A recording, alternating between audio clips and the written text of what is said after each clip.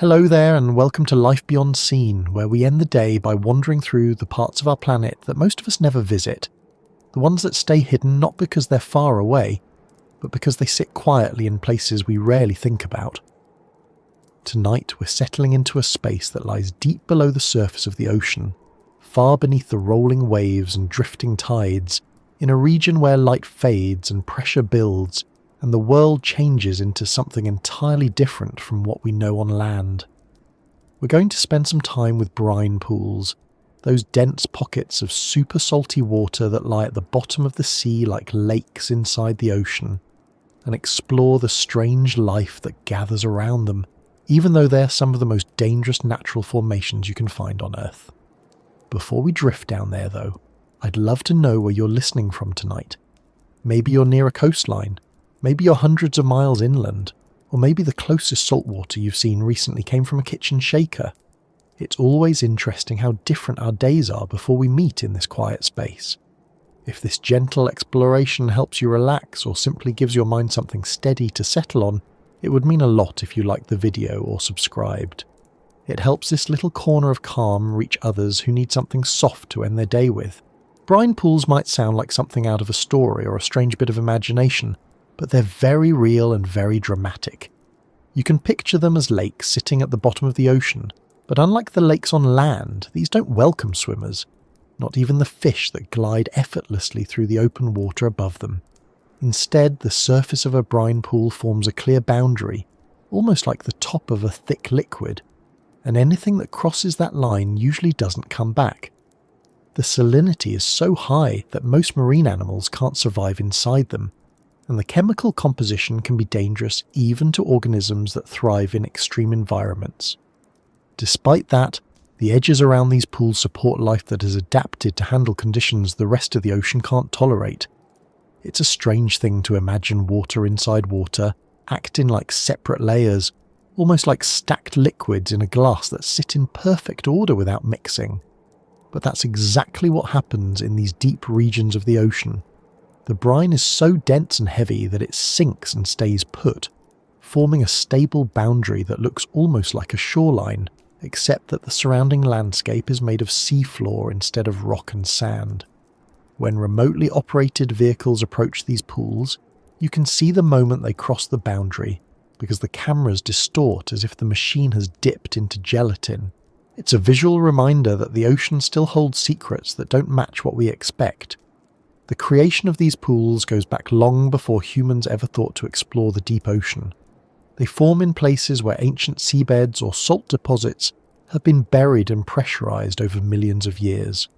Eventually the salt dissolves into nearby water and becomes so concentrated that it sinks exactly the way a dense syrup would if poured into water. Over time, these dense layers gather into pools or basins, sometimes just a few meters wide and sometimes large enough to stretch across areas that feel like submerged coastlines. Some of them release gases like methane or hydrogen sulfide, creating additional challenges for life in the surrounding area. Seen from the perspective of ocean organisms, these are not calm little lakes to rest beside. They are more like hazardous zones that demand caution with every move. Still, life gathers. The paradox of extreme environments is that even when conditions seem completely unfriendly, nature often finds a way to adapt, and the creatures living near brine pools are proof of that. Instead of avoiding these areas entirely, some organisms use the chemical richness around the pools to thrive. They position themselves at exactly the right distance, close enough to benefit from nutrients but far enough to avoid the deadly interior. Microbes especially have found ways to transform the chemicals drifting out of these pools into energy. Larger creatures follow, feeding on those microbes or the organisms that feed on them, creating a layered ecosystem built around something that isn't supposed to support life at all. The idea that life can grow around something so hostile challenges our sense of what the ocean should be. We tend to imagine the seafloor as a single, consistent environment, but it varies more than most landscapes on Earth. Pressure increases with depth, sunlight disappears, temperatures drop, oxygen can become scarce, and chemical conditions change dramatically from one region to another. In this sense, brine pools are not anomalies so much as examples of how diverse deep-sea conditions can be. Their existence reminds us that the bottom of the ocean has borders, gradients, and boundaries that behave nothing like beaches or lakes on land. When deep-sea researchers send down submersibles, they often describe the moment they first see these shimmering pools as both fascinating and unsettling. The surface looks smooth and stable, sometimes rippling gently from the motion of nearby currents. But those ripples don't behave like normal ocean waves. They stay constrained within the brine, almost like small movements on thick oil. A fish might accidentally dip into the edge and quickly pull back, recognizing too late that the thick water is harmful. Some animals even die instantly upon entering, sinking to the bottom of the pool like stones. This effect gives rise to the nickname Deadly Lakes, not because they're malevolent, but because their chemical makeup is incompatible with the biology of most animals. And yet, there's something quietly compelling about them. The deep ocean is full of regions where life needs to navigate challenges, but the sharp boundary of a brine pool introduces a visible and immediate danger. It's not theoretical, it's not subtle, it's a clear line that separates what can exist from what cannot. For scientists studying evolution, biochemistry, and the resilience of life, these pools act as natural laboratories that have been running uninterrupted for ages. They are consistent, stable, and extreme in a way that makes it possible to observe how organisms behave when confronted with harsh conditions.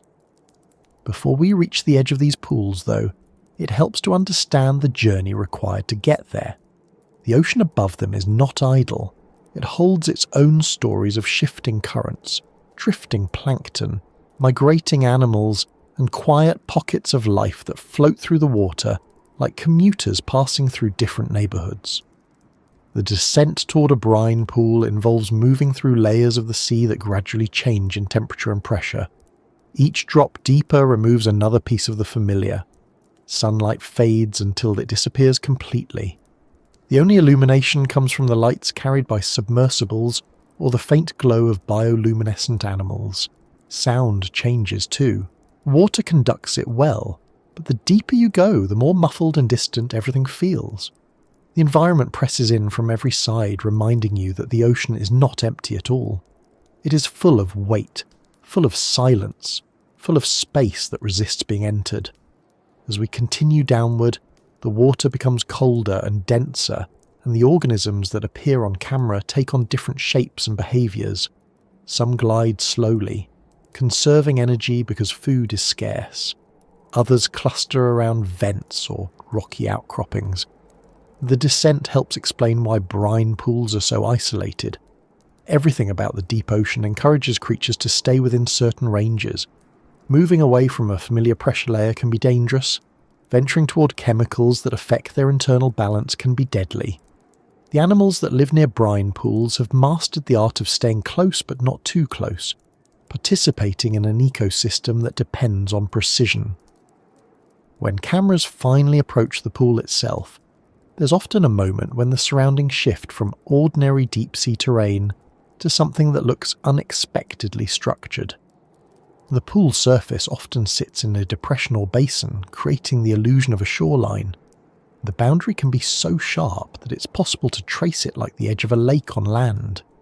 Instead of sand, the surrounding area might contain fallen shells, organic debris, or even the remains of fish that ventured into the pool. These remains gather over time, forming a kind of halo around the pool that scientists call a rim of death. Despite the dramatic name, it's simply a natural consequence of the chemistry at play. The brine is too salty and too toxic for most animals, so any creature that ends up inside doesn't stand a chance. Still, life around the rim continues. Microbial mats often form near these pools, creating patches that look like thin layers of frosting over the seafloor.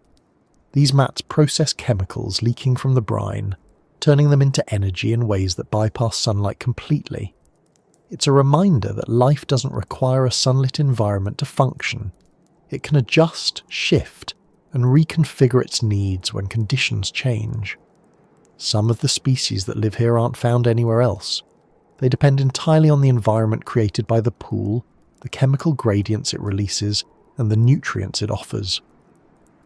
What makes all of this particularly striking is how peaceful everything looks on camera. You might expect turbulence or violent reactions, but instead the pools are calm. Their surfaces barely move. The animals glide slowly around them. The environment feels steady and unhurried, almost like a place where time passes differently even though it doesn't. That stillness allows the mind to settle as well. The deep ocean doesn't rush, it doesn't push.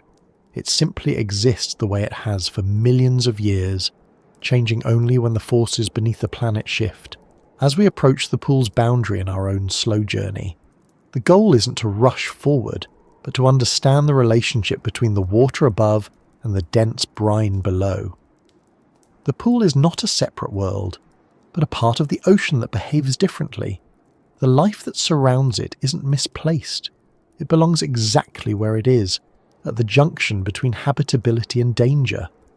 That tension creates a unique environment, one that teaches us about resilience and adaptation without needing any drama or spectacle beyond its natural form.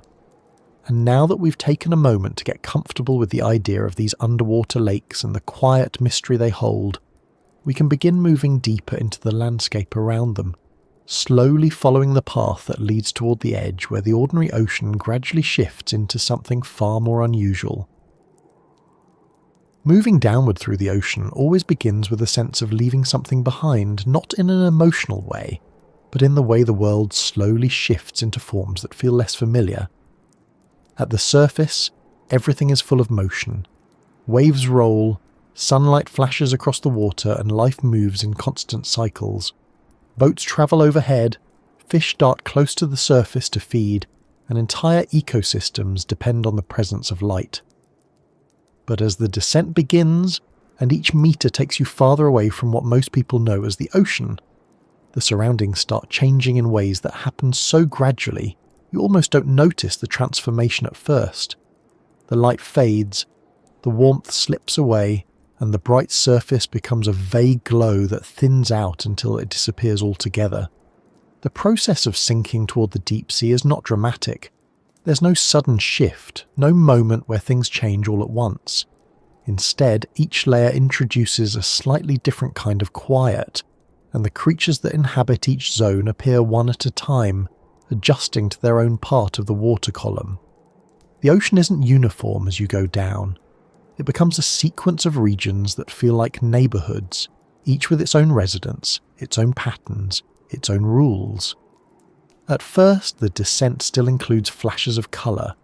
Small fish swim in clusters, avoiding predators that hunt near the surface. Dolphins and other fast-moving animals occasionally pass through, though they rarely stay long at intermediate depths. Schools of fish scatter if a submersible or remotely operated vehicle glides by, their instincts honed over millions of years. But before long, colour begins fading. It isn't because the animals are changing. It's because sunlight, even though it reaches far, loses most of its strength by the time it sinks a couple hundred meters. Eventually, even the brightest colours become muted or vanish completely. The underwater world starts relying on different cues, and those who live here use senses that have nothing to do with vision. Pressure builds steadily as the descent continues. The water above exerts weight in all directions, not just downward. Every 10 meters adds another layer of force, and yet the animals that thrive here aren't bothered by it. Their bodies are adapted to pressures that would crush human lungs instantly. Their muscles, skeletons, and organs are shaped to withstand forces we aren't built to survive. This is one of the reasons brine pools can exist only in deep regions. The pressure keeps the heavy brine in place, preventing it from dispersing or rising.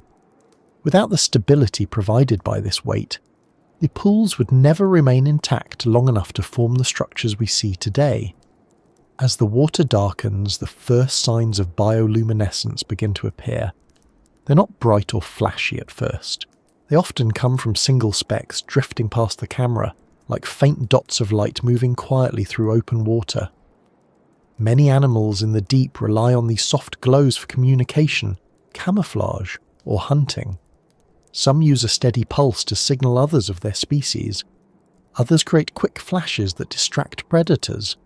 A few generate light patterns across their bodies to mimic the fading glow of the surface above, blending themselves with the shifting light so nothing below can silhouette them.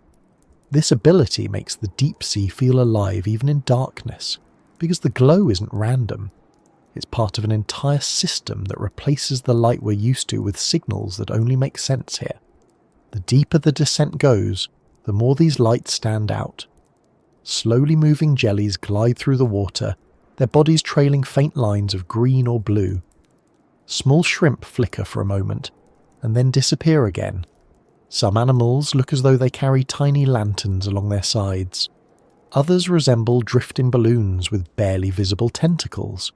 The motion is slow and steady, because there's no need to move fast unless food is nearby or danger appears suddenly. Energy is precious here, and everything that lives in these depths understands that conserving it means survival. But the descent isn't only about the appearance of life, it's also about the way the environment grows still.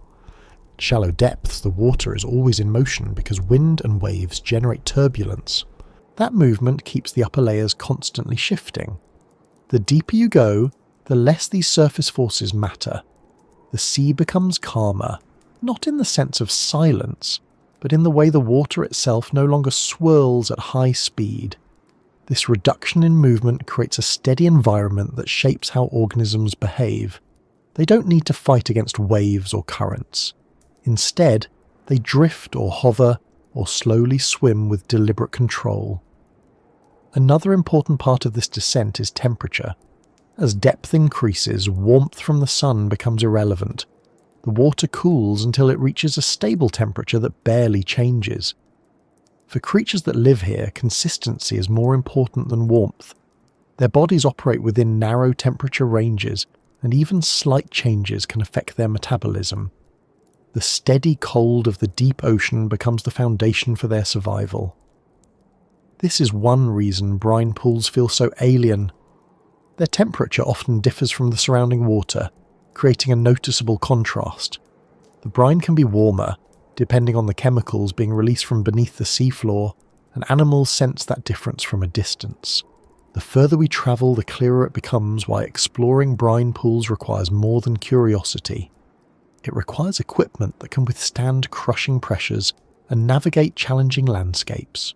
Submersibles must be steady, their lights carefully controlled, and their movements slow enough not to disturb the sediment or animals along the way. Even reaching these pools is an achievement. The descent alone can take hours, not because of any obstacle, but because everything must proceed with care. Scientists take measurements, collect samples of water at different depths, and record which animals appear in each zone. It's a process that feels both precise and calm. The descent also reveals how life in the deep adapts in ways that don't always make immediate sense to us. Some fish have elongated bodies to help them glide without expending much energy. Others have large eyes that amplify whatever faint light reaches them. Some lack eyes completely, relying instead on vibrations, electrical signals, or chemical cues to navigate. There are animals with transparent bodies that make them nearly invisible, and species that have evolved thick skins or tough shells to resist the pressure. Many creatures look unusual compared to their shallow water relatives, but nothing about them is strange within the context of their world. Moving deeper brings an awareness of how isolated this region is from the rest of the ocean. Food is scarce, often drifting down from above as tiny particles. Some animals rely entirely on what falls from the surface, waiting patiently for nutrients to collect on the seafloor. Others graze on microbial mats that grow around vents or near chemical sources. The deeper the environment, the more dependent it becomes on alternative energy sources. This is why brine pools can be so important. They release chemicals that microbes can use instead of sunlight. In a region where traditional food sources are limited, these chemical processes help sustain entire ecosystems. As we descend past the point where bioluminescence dominates, the submersible lights become the primary source of visibility. The area in front of the camera looks clear and endless, but the sensors and instruments reveal details that the eye can't see on its own. The water contains suspended particles that reflect light. Small organisms drift across the beams like dust in a room. Occasionally, larger animals wander through, investigating the disturbance created by the passing equipment. Some follow for a short while, curious about the unfamiliar lights, before returning to the areas they know. Pressure at these depths becomes so intense that the physical structure of the submersible is tested constantly. The hull must resist crushing forces, the equipment must remain stable, and the cameras must function despite the cold. And yet, even with all these challenges, the view outside gives the impression of calm. The deep sea doesn't express the pressure it holds, it simply maintains it. Everything is steady, and nothing hurries. That sense of stillness shapes the experience of watching footage from these depths. It gives viewers a moment to slow down and settle into the steady rhythm of the environment. Eventually signs begin appearing that the seafloor is approaching, not because the light changes, but because particles accumulate more densely near the bottom. Shadowy forms become visible in the distance, and then the ground itself slowly appears in the illuminated area. It often looks flat at first, but details emerge as the submersible gets closer. Rocky formations, sediment ridges, scattered bones, and patches of microbial mats hint that the area supports more life than the darkness suggests. The seafloor is rarely empty, even in places far from vents or brine pools. Small creatures scurry across the sediment, leaving trails behind them. Sea cucumbers roll slowly. Crabs walk with deliberate movements, searching for food. As the descent continues, the landscape becomes more assembled, like a world that only reveals itself once you're close enough to touch it. The seafloor stretches out in every direction, and the contours hint at the forces that shaped it. Some areas are smooth, because sediment has settled evenly over thousands of years. Others are disrupted by geological activity. Brine pools often form in depressions created by shifting salt deposits, so the descent tends to bring the viewer toward regions that look slightly uneven, as though something beneath the surface has been pushing or pulling the seafloor for ages. The depth encourages a kind of patience. Nothing happens quickly here. Every movement carries weight because everything is influenced by pressure, temperature, and the scarcity of food. Watching footage from this layer of the ocean invites the mind to slow down in a way that's different from watching the surface. The stillness isn't empty, it's consistent. It allows details to become more noticeable because nothing rushes past. The animals that appear aren't startled easily. They've adapted to the darkness, and their lives follow a pace set by their environment. The journey downward also prepares us for the moment when the brine pool enters the frame, because the contrast between ordinary deep-sea water and the dense layer of brine becomes more noticeable when you've taken time to adjust to the surroundings. If you rush straight to the pool, it would seem like a dramatic event, but moving through the descent gives you a sense of context. It helps you understand that the pool isn't an isolated event, but the result of conditions layered throughout the entire ocean. By the time the descent brings us close enough to sense the presence of the pool ahead, the environment has already shifted into the conditions that make its existence possible. The pressure, the low light, the chemical interactions, the geological formations, all play their part. The closer we move, the more the features of the landscape begin to change in small, steady ways that lead us toward the edge of something unlike anything seen in shallow waters. The stillness of the deep grows a little more pronounced, and the seafloor ahead starts to reflect the influence of what lies just beyond our current field of view, guiding us forward without marking a stopping point, simply carrying us toward the next part of this quiet exploration. Reaching the point where a brine pool first comes into view doesn't happen all at once. Even though the submersible lights push through the darkness, the pool doesn't announce itself with anything dramatic. It waits quietly in the landscape, and the gradual reveal is part of what makes the encounter so unusual. You've spent so much time descending through layers of the ocean, adjusting to the slow rhythm and steady pressure, that when the pool begins to take shape, It doesn't start with a clear outline. It begins with small changes that feel almost incidental. The seafloor texture looks slightly smoother in one direction. The terrain ahead seems to carry a stillness that's different from the rest of the area. Particles drifting in the water shift in speed as currents adjust around a depression in the ground. These details present themselves gradually, and you realise that you are approaching something that doesn't behave like the rest of the seafloor. As the submersible moves closer, the lights stretch across a surface that doesn't match the sediment around it. At first, it looks like a patch of water with an unusual sheen, something thicker or more settled than the surroundings. The shape feels familiar in a way that takes a moment to process because your mind recognises the form before it identifies the substance. It resembles a lake. Not metaphorically, but literally. The top of the brine looks like a boundary, a surface you could skim with your hand if the environment allowed it. Nothing in the earlier descent prepared you for the way it holds its shape. It doesn't mix with the sea around it, and even though you know the entire scene is underwater, the brine maintains a distinct line that behaves like the edge of a body of water on land. The first time many researchers saw this phenomenon through their monitors, they reacted with disbelief. It challenges our expectations. We know water mixes with water. We know oceans don't contain separate lakes within them. But density changes that rule. The concentrated salt makes the brine much heavier than the surrounding seawater, so it sits firmly at the bottom, keeping its form without blending into the layer above. When the submersible hovers close to the pool's surface, the equipment sometimes dips accidentally into the brine, causing the video to distort. The camera behaves as though it has passed through a thick gel. It's a visible marker of the chemistry at work, and it confirms that what you're seeing isn't an illusion caused by lighting or camera angles. It's a separate liquid resting beneath another liquid, held in place by natural processes that have been running for countless centuries. The appearance can be startling in a quiet way. The pool looks calm, with almost no movement on the surface except for slow ripples caused by shifting currents above. Those ripples don't break or spread outward the way surface waves do in the open ocean. They move within the pool itself, staying contained, which adds to the impression that you're looking at something sealed off from the rest of the sea. The surrounding seafloor gently slopes downward toward the edge, forming a rough shoreline.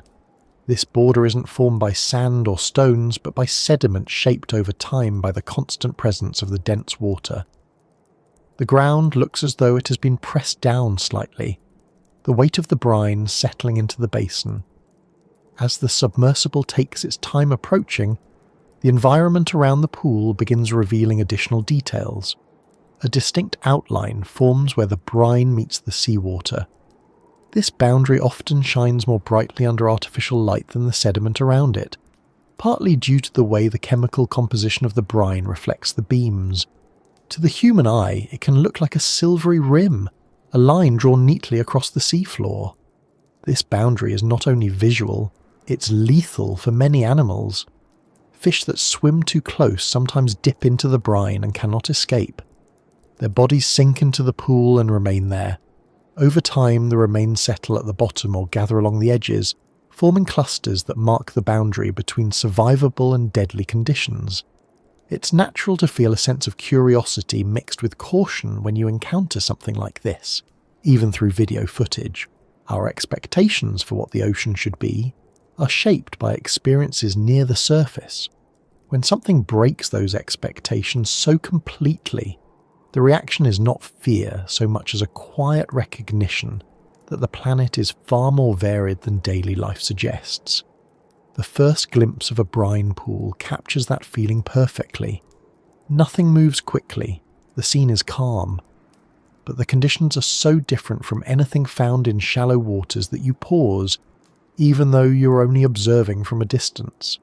The edges of the pool host their own small ecosystem. As the submersible glides closer, microbial mats become visible on the surrounding sediment. These mats look like thin films or patches of faint coloration spread across the ground.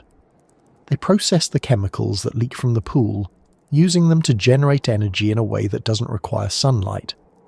The mats are often the foundation for the rest of the food web in this area. Small organisms graze on them. Slightly larger animals feed on the grazers. Crabs and other scavengers search the edges for any remains that might have drifted from the brine. The pool, in its own harsh way, supports life even though it destroys anything that enters it directly. Seeing the pool for the first time emphasises how sharply the boundary between survivable and unlivable conditions can be. There is no gradient at the surface. It's a clean cut. The seawater above is safe for the creatures adapted to this depth. The brine below is not. Some animals have learned to navigate right to the edge without crossing the line. Their instincts and adaptations allow them to sense changes in salinity and avoid the danger. They move along the rim with deliberate steps, finding food without risking their lives. The brine itself contains numerous chemicals in concentrations that would be overwhelming for most biological tissues. In some pools, the salinity is several times higher than the surrounding seawater. Other pools contain high levels of methane or hydrogen sulfide, creating zones where oxygen is scarce or completely absent. These conditions make the pool inhospitable to nearly all marine animals, yet perfect for specific microbes that have evolved to use those chemicals as part of their metabolism. These microbes are often the first indicators that the pool is active and stable. Their presence forms a kind of transition area between the safe water and the interior of the brine. When researchers guide a submersible close to the pool's edge, there's a moment when the view changes unexpectedly. The lights reflect off the surface in a way that creates a mirror-like effect. Instead of seeing the seafloor beneath the pool, you see reflections of the submersible's lights or the equipment itself. This creates the impression of hovering above a solid surface rather than a liquid. The level of clarity can vary depending on the pool's composition. Some reflect light more clearly, others scatter it, but all of them present the same recognisable feature: a surface boundary that looks unnatural in an environment where everything else feels fluid and open. When the submersible moves closer still, sometimes dipping one of its probes or sensors into the brine, the reaction is immediate.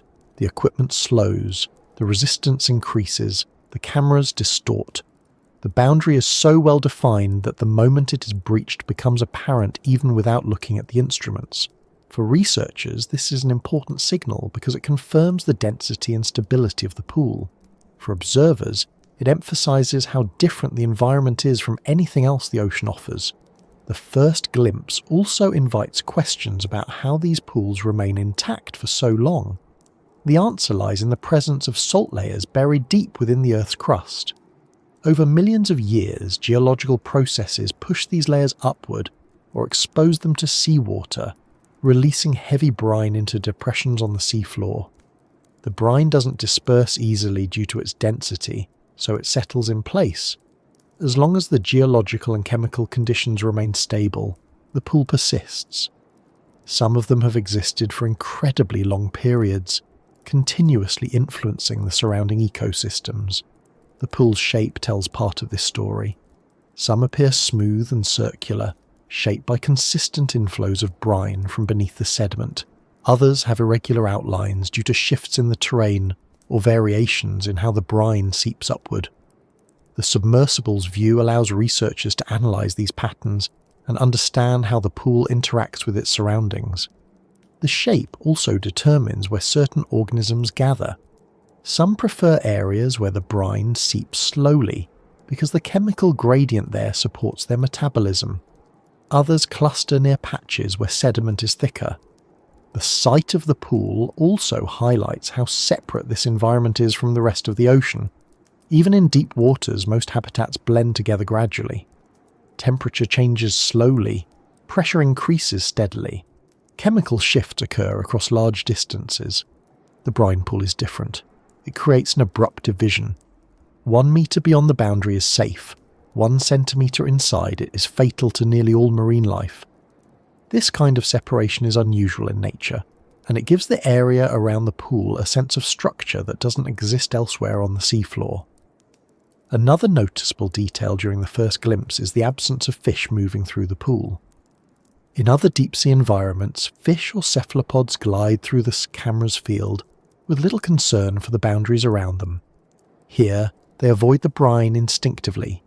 Even species that venture close quickly retreat. This behaviour shows that they sense the danger long before a human observer would recognise it.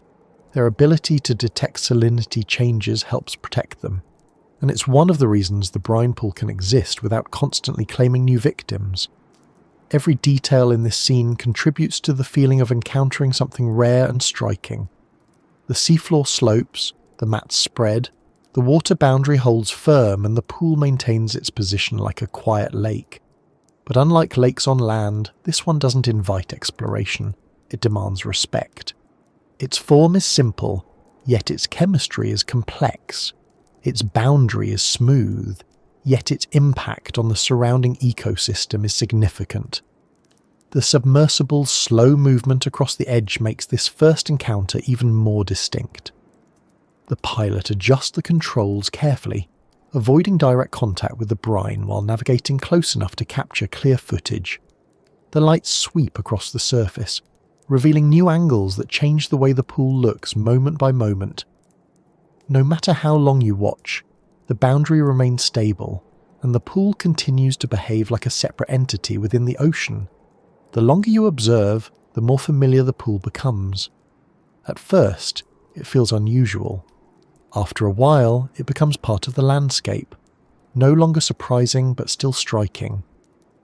This shift in perception mirrors how many deep-sea explorers describe their experiences. The ocean offers environments that challenge expectations, but with time, those environments start to feel consistent, almost logical within the context of their location. The brine pool stops being an anomaly and becomes another feature shaped by the forces of the Earth. Another environment that supports life in its own restricted way. Another reminder that the planet holds countless forms and systems that never appear in everyday life. And as the submersible drifts calmly above the pool, the scene begins preparing for what comes next, because the first glimpse is only an introduction. The edges hold their own stories, the interior holds chemical layers that influence the surrounding water, and the organisms gathered nearby interact with the pool in ways that reveal new patterns as the exploration continues forward, without pausing at this moment for anything more than observation. Once the first view of the brine pool settles into focus and the edges of the lake become recognisable, the next question that naturally follows is why this thick water holds its position so firmly in a place where everything else is constantly moving. The ocean is not known for staying still. Currents shift across continents. Tides rise and fall. Entire water masses drift slowly from one region of the world to another. Life depends on the fact that water mixes freely, carrying oxygen, nutrients, and heat from place to place. So when a portion of the ocean behaves differently, forming a boundary that blocks movement instead of encouraging it, there must be a set of reasons behind it, and those reasons sit at the centre of how brine pools form and persist. To understand why the brine refuses to mix, the most important concept is density. Water seems simple on the surface, but its behaviour changes dramatically, depending on how much material is dissolved within it. The ocean is salty, but its salt concentration stays within a fairly narrow range. When salt levels rise far above that range, the properties of the water change in ways that create sharp separation. In a brine pool, the salinity can reach several times the concentration of normal seawater. That increase in salt adds weight. The more dissolved salt, the denser the water becomes. Because dense water sinks, the brine moves downward until it reaches the lowest point in the surrounding terrain, where it collects and settles like a heavy fluid filling a basin. In everyday life, density differences appear in more familiar ways. When you pour syrup into a glass of water, the syrup sinks and gathers at the bottom. It doesn't mix immediately because the liquids have different densities and require motion or disturbance before they blend. If you leave the glass alone, the boundaries remain clear. The ocean's version of this is the brine pool, although the scale is much larger and the forces involved are far older and more stable. Here, there are no stirring mechanisms to blend the layers. The surrounding deep sea has slow-moving currents, not the vigorous mixing that happens near the surface. Without constant motion, the dense brine remains in place. The reason the brine becomes so dense begins long before the pool forms. It starts with salt deposits buried beneath the seafloor. Millions of years ago, parts of the ocean evaporated or became isolated from open water. Salt remained behind in thick layers. Over time, these layers were covered by sediment, compressed by geological forces, and shifted by movements in the Earth's crust. When cracks appear or the layers become exposed to seawater, the salt dissolves. The resulting solution is extremely salty. Because of its density, it seeps upward or outward until it reaches a basin where it settles. The pool can form gradually, drop by drop, or through consistent seepage from beneath the sediment. Once enough of it gathers, the boundary becomes stable. The stability of the boundary is one of the most striking features of these pools. When a submersible approaches the surface, the lights reveal a line that remains steady even as the water above shifts gently. This happens because mixing requires energy. The ocean at these depths doesn't provide enough movement to disrupt the boundary. Even when creatures swim near the surface of the pool, the disturbance is usually too weak to cause any meaningful blending. The brine stays where it is because nothing in the surrounding water has enough force to lift it, push it, or disperse it. The chemical composition of the brine adds another layer of separation. In many pools, the water contains not just high levels of salt, but also dissolved gases such as methane or hydrogen sulfide. These chemicals create additional density and change how the water interacts with the environment. Some of them reduce the availability of oxygen, creating conditions that many marine organisms can't tolerate. Instead of supporting life as normal seawater does, the brine forms an environment where only highly specialized microbes can survive. Because these microbes often grow directly above the brine, forming mats that rely on the chemical gradient, the boundary remains even more defined.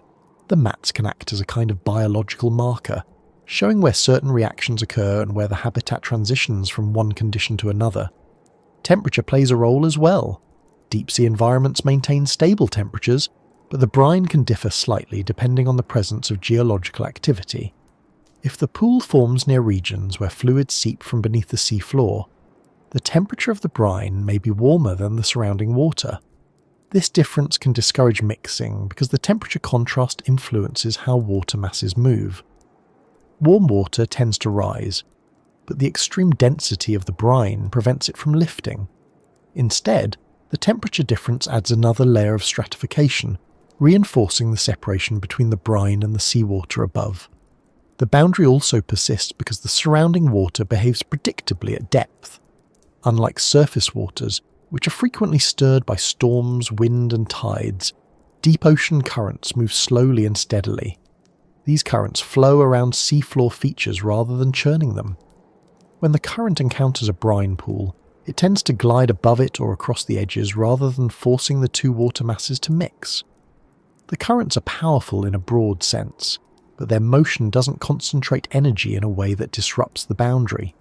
Instead, the brine remains undisturbed, shaped only by the slow processes that created it. When researchers lower instruments into the pool, they document how sharp the transition is. Sometimes the boundary forms within just a few centimetres, shifting instantly from normal seawater to water so salty and dense that instruments must adjust their settings to register the change. That means the gradient between the two layers is steep.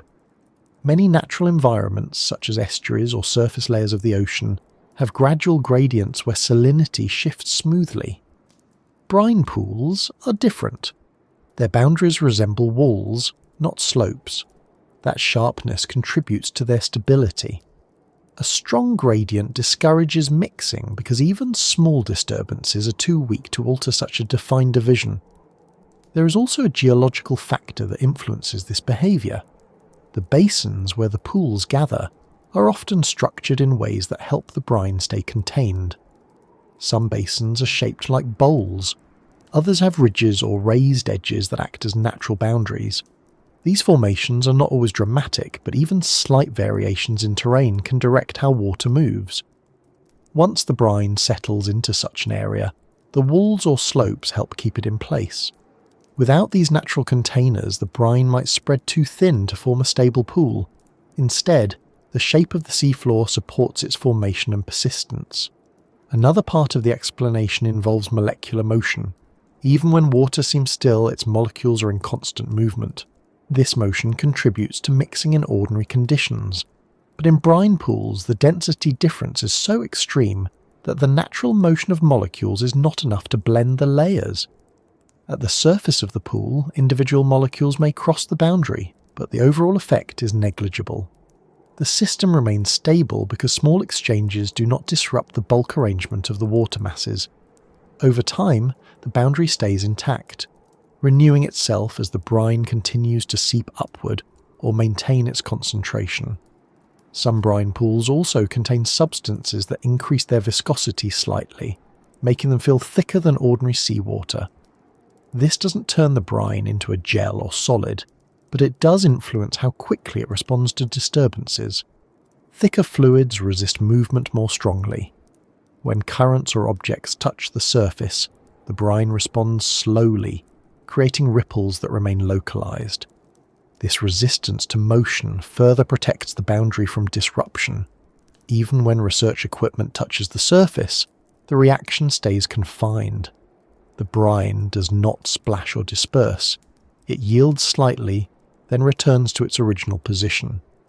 These behaviors combine to create a stable environment where the separation between the brine and the surrounding seawater remains intact for long periods. Because the pools are fed by persistent seepage, the brine maintains its concentration. The input compensates for whatever minor dilution occurs at the surface. As long as the geological processes remain active, the pool stays strong. If seepage slows or stops, the pool might eventually dissolve into the surrounding seawater, but this process takes time. Many pools have been observed for years with almost no visible change in shape, size, or boundary behavior. From a biological standpoint, the separation has major consequences. The intense salinity and chemical composition make the brine hostile to most forms of life. When fish or invertebrates stray too close, they sometimes cross the boundary without realizing it. Their bodies cannot adjust to the sudden change in osmotic pressure. Cells swell or collapse. The animal loses control and sinks into the pool. This reaction reinforces the nickname dead zone, often used in descriptions of these areas. But it's important to understand that the boundary is not designed to harm. It simply exists because of the environmental conditions created by geological and chemical processes. Microbial communities, however, thrive at the edge of the pool. They use the steep chemical gradient to fuel their metabolism. Some microbes rely on sulfur compounds. Others use methane. These chemical reactions produce energy without sunlight, allowing life to exist in a place where photosynthesis cannot occur. The stability of the brine boundary ensures that these microbial habitats remain consistent, forming an ecosystem that depends on the refusal of the brine to mix with the seawater. This refusal also has implications for the study of early Earth. Some scientists believe brine pools resemble environments that existed billions of years ago when the planet's oceans were chemically different. Understanding how life interacts with these pools helps researchers infer how the earliest organisms might have lived in extreme or variable chemical conditions. The separation between the brine and seawater provides a natural laboratory where modern microbial life demonstrates behaviors that might mirror ancient processes. Additionally, these stable boundaries offer hints about how life might function on other planets or moons. Bodies like Europa and Enceladus likely have oceans beneath their icy surfaces. If extreme chemical gradients exist there, similar separations could form. Brine pools on Earth offer a direct way to observe how life responds to such conditions. The refusal of the brine to mix becomes not just a curiosity, but a clue in broader scientific questions.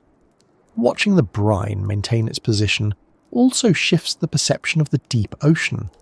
It becomes clear that the environment is not uniform. It contains distinct layers and regions, shaped by interactions between geology, chemistry, and biology. The brine pool is an example of how these factors create isolated habitats with their own dynamics. The stability of the boundary contributes to that isolation, supporting life in some places while preventing it in others. As the submersible hovers above the pool, recording data and capturing footage, the separation between the seawater and brine remains clear. The lights trace the surface without altering it. The currents glide past without disturbing it. Fish wander nearby but avoid crossing the line. The pool continues to keep its structure, behaving like a lake placed inside the ocean for reasons that make sense only when you consider the depth, pressure, terrain, chemistry, and time that shape it. And as the exploration moves from understanding why the waters remain unmixed to examining what the brine itself contains, the surroundings begin to shift once again, guiding the attention toward the edges where the influence of the pool becomes stronger, and the conditions start to reveal what relies on this separation for survival. Once the separation between the seawater and the dense layer beneath it becomes clear, the next step is to understand what exactly fills that lower basin, and why it creates such a strong dividing line between livable and unlivable conditions. From a distance, the brine looks simple, almost plain. It appears still, heavy, and dull in colour when illuminated by submersible lights. But what sits inside that dense water is more complex than it seems. The chemicals held in solution determine everything that happens at the edges, from which organisms survive nearby to why the pool remains so stable. The chemistry is not just a detail, it is the foundation of how the entire environment behaves. The most straightforward part of the explanation is the extreme salinity. Normal seawater contains salt, but within a range that most marine organisms can tolerate. In these pools, the concentration of dissolved salt can be 5 to 8 times higher, sometimes more depending on the deposit that feeds the pool. That level of salinity changes the physical properties of the water. It becomes much denser. It becomes harder for any creature not adapted to it to regulate its internal balance. Cells depend on controlled water movement. When the outside environment has too much salt, water leaves the cells rapidly, causing them to shrink or lose function. This reaction can be immediate. It's one reason animals that fall into the brine sink quickly. Their bodies lose control of basic processes the moment they enter it. The salinity we see today comes from geological processes unfolding over millions of years. Evaporated oceans from ancient periods left behind thick beds of salt. When these beds were later buried, pressurized and broken apart by tectonic shifts, the salt became accessible to seawater. As seawater flowed through these deposits, it dissolved the salt until the water became saturated. Once it reached that saturation point, any additional dissolved minerals increased the density even further. This dense water moved downward and gathered in any depression available. That is how many brine pools form. They are not accidental. They are the result of layered geological history meeting deep ocean chemistry. Salinity alone would make the pool dangerous enough for most marine animals, but it's only one part of the chemistry. Many brine pools contain dissolved methane, which seeps upward from subsurface layers where organic material was buried and broken down by pressure and heat. Methane itself is not poisonous to all organisms, but it changes the chemical environment. Certain microbes thrive on it. They process methane and release byproducts that influence the surrounding water. These microbes form mats along the edges of the brine and create the first link in the food chain that extends outward from the pool. Without methane, these mats would not form the same way or support the same organisms. Another major component is hydrogen sulfide. This is a chemical that develops when sulfate, present in seawater, is reduced by bacteria living in oxygen-poor environments. Hydrogen sulfide is toxic to most animals. It interferes with cellular respiration, making it impossible for cells to use oxygen properly. In environments where oxygen is already limited, the presence of hydrogen sulfide intensifies the danger. Many brine pools contain enough hydrogen sulfide to create lethal conditions for fish or invertebrates the moment they enter. This is why so many animals that accidentally fall in do not appear to struggle or attempt escape. They are overwhelmed immediately, long before they can adjust or react. The presence of hydrogen sulfide also shapes the biology around the pool. Some microbes use it as part of their metabolism. These microbes cluster along the edges, forming mats that help structure the entire ecosystem. Their ability to transform hydrogen sulfide into usable energy through chemical processes replaces the role of sunlight, which cannot reach these depths. These mats provide a food source for small organisms that graze along the boundary. Slightly larger animals feed on the grazers. The presence of hydrogen sulfide therefore influences not just the chemistry, but the entire structure of life near the pool. Without it, the ecosystem would be completely different. Another chemical influence comes from the lack of oxygen. The water inside the brine is often anoxic, meaning it contains little or no oxygen. Anoxic water prevents respiration for most marine animals. Only specific microbes can function in these conditions. The absence of oxygen is partly due to the density of the brine, which prevents mixing with oxygenated water above, and partly due to the chemical reactions happening within the pool. Oxygen simply doesn't replenish itself because nothing stirs the water or brings fresh supply. This is one reason the boundary is so abrupt. If even a small amount of oxygen mixed into the top of the brine, the gradient might soften. Instead, the pool remains sharp-edged because oxygen is blocked from entering. Some brine pools also contain heavy metals in dissolved form. These might include iron, manganese, or other elements released through geological activity beneath the seafloor. In small amounts, some of these metals are essential to biological processes. In the concentrations found in certain brine pools, they can be disruptive or toxic. Their presence affects which microbes can survive and how fast they grow. Different pools vary in their metal content depending on the rock formations below them.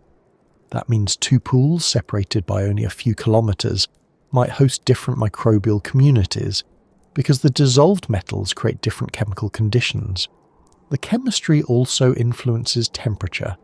Some brine pools form near regions where fluid from beneath the seafloor seeps upward. These fluids can be slightly warmer than the surrounding water. When they rise, they carry dissolved chemicals with them. The warmth alone would not create a pool, but when combined with salinity and density, it contributes to the layered structure. Warmer brine can hold different concentrations of dissolved chemicals, shifting the balance between what forms the pool and what escapes into the surrounding water. These interactions play a role in how the pool behaves over long periods. Some pools expand slowly over time, others shrink. A few remain nearly the same for years. The chemistry determines which category each pool falls into. One striking characteristic of the brine is its clarity.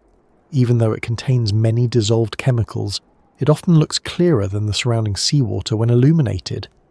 This is because the heavy concentration prevents particles from floating freely. Instead, anything that enters tends to sink quickly.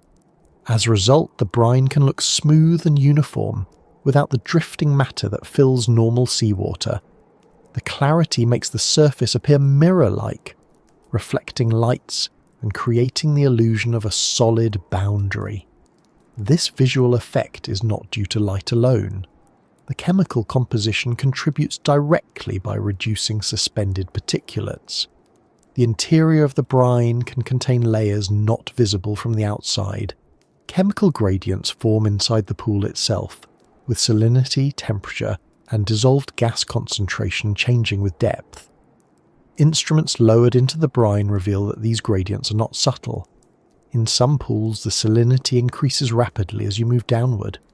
In others, methane concentration peaks at a specific depth. These internal layers influence microbial distribution. Certain microbes gather near the top where conditions are less extreme. Others thrive deeper inside where the chemical balance suits their metabolism. The pool is not uniform. It is structured in ways that only become clear when sensors measure each variable carefully. The chemistry also influences how fast decomposition happens within the pool. When animals fall into it, their bodies sink and settle. The lack of oxygen slows decomposition dramatically. Instead of breaking down quickly as they would in oxygenated water, remains can persist longer. Certain bacteria still act on the organic matter, but their activity follows a different pattern because they cannot rely on oxygen. This produces gases and byproducts that further shape the chemical environment. Over long periods, these reactions contribute to maintaining the pool's composition. The chemistry and biology interact constantly, reinforcing each other in a stable cycle. Another consequence of the extreme salinity is the effect on buoyancy. Submersible instruments lowered into the brine encounter strong resistance because the density of the brine pushes back. This force is noticeable in the footage, where tools sometimes appear to bounce lightly on the surface before sinking. The chemistry creates a fluid that behaves differently from ordinary water. Even temperature probes or sampling bottles must be lowered carefully because the brine can clog openings or affect instrument readings. Scientists often design specialized equipment to handle the unique conditions, ensuring they can gather samples without contaminating the surrounding water. Sampling the brine reveals not only salts and gases, but also organic molecules. Some of these molecules result from microbial metabolism. Others come from the remains of animals that have fallen in. These organic components influence how microbes behave, which in turn affects the chemical composition. The pool becomes a dynamic system, not a static one. Even though the boundary looks stable, the interior changes slowly as chemical reactions take place. Understanding these reactions helps researchers build models of how the pool forms, how long it persists, and how it might evolve over time. One of the challenges in studying brine chemistry is that the environment is so extreme that many standard laboratory techniques do not apply directly. Samples must be collected without dilution. They must be stored in conditions that preserve the original gradients. Instruments must be calibrated to handle high salinity and unusual gas concentrations. The work is technical, but each measurement contributes to a clearer picture of how this environment exists. It becomes clear that the chemistry is not accidental. It is the product of ancient processes combined with modern conditions, forming a habitat that remains consistent because the underlying forces continue to operate. The chemistry also influences how researchers interpret signals from the pool. Cameras sometimes show distortions at the boundary, because the refractive index of the brine differs from that of seawater. This causes light to bend in ways that look unusual. The surface appears to shimmer or wobble. That effect becomes stronger when the brine contains high concentrations of certain dissolved substances. Understanding these optical distortions requires knowing the chemical composition. Without that knowledge, the visual information could be misleading. As the details of the chemistry unfold, what once looked like a simple lake within the ocean becomes a complex system shaped by interconnected processes. Every dissolved ion, gas or molecule plays a role in maintaining the pool's identity. The refusal to mix with seawater is not only due to density, but also to the chemical interactions that reinforce that density. The pool holds its shape because the chemistry keeps it stable, the geology feeds it, and the deep-sea environment protects it from disturbance. As the submersible continues its slow path across the boundary, each observation of the brine adds another layer of understanding, offering a clearer view of how this heavy water shapes everything around it. The chemistry sets the stage for what comes next, the forms of life that gather near the edges, the adaptations that allow them to survive, and the balance that exists between danger and opportunity in a place that seems at first to hold nothing but risk, yet manages to support an entire community just beyond its surface. Once the chemistry of the brine becomes clear, attention naturally shifts to the organisms that gather along the boundary. At first glance, the surroundings seem empty. The deep sea often gives that impression, until the lights sweep across the seafloor and reveal the small movements that prove life is present, even in places where conditions appear unforgiving. Here, along the rim of the brine pool, the contrast between danger and stability becomes especially noticeable. The animals that live near this edge are not simply passing through. They have learned to treat the boundary as part of their environment.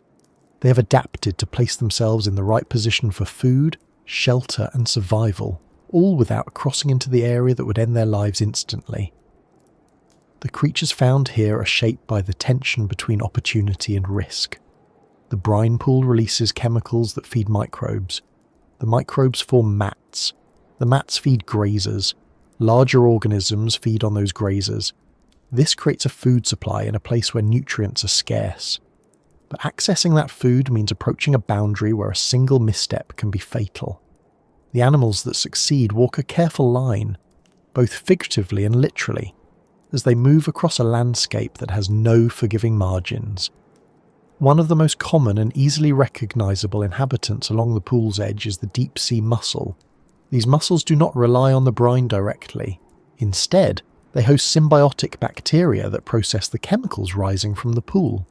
The bacteria convert compounds like hydrogen sulfide or methane into nutrients the mussels can use.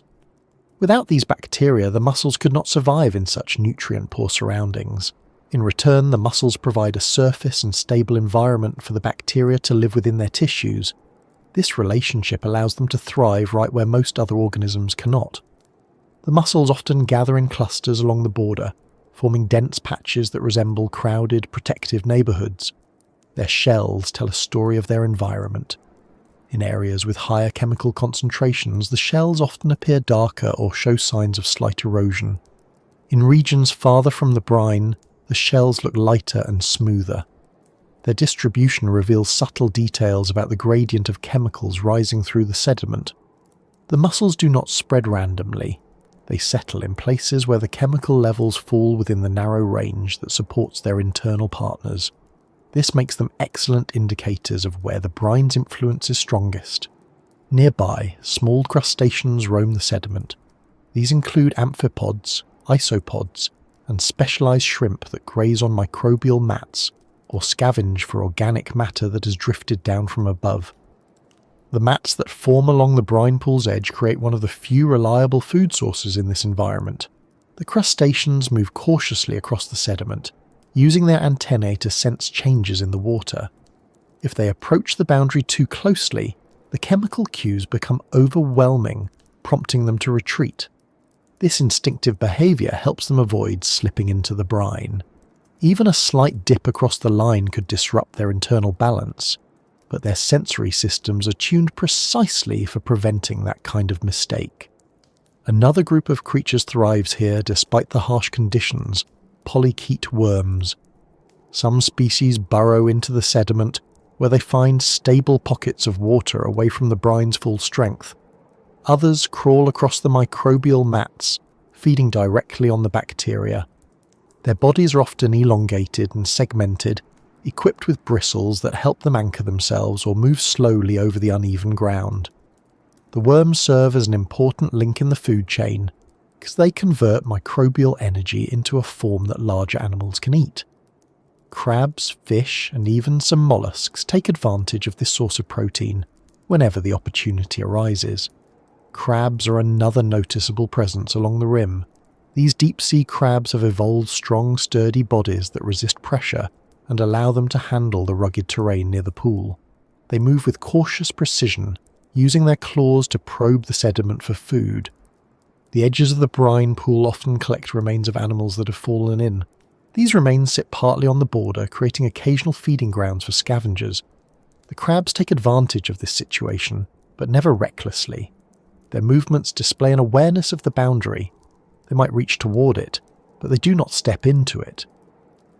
Instinct and sensory cues guide them away from danger. The behaviour of these crabs is especially interesting when researchers observe them through submersible cameras. Sometimes a crab approaches the boundary so closely that it seems on the verge of crossing it, only to stop abruptly and move backward.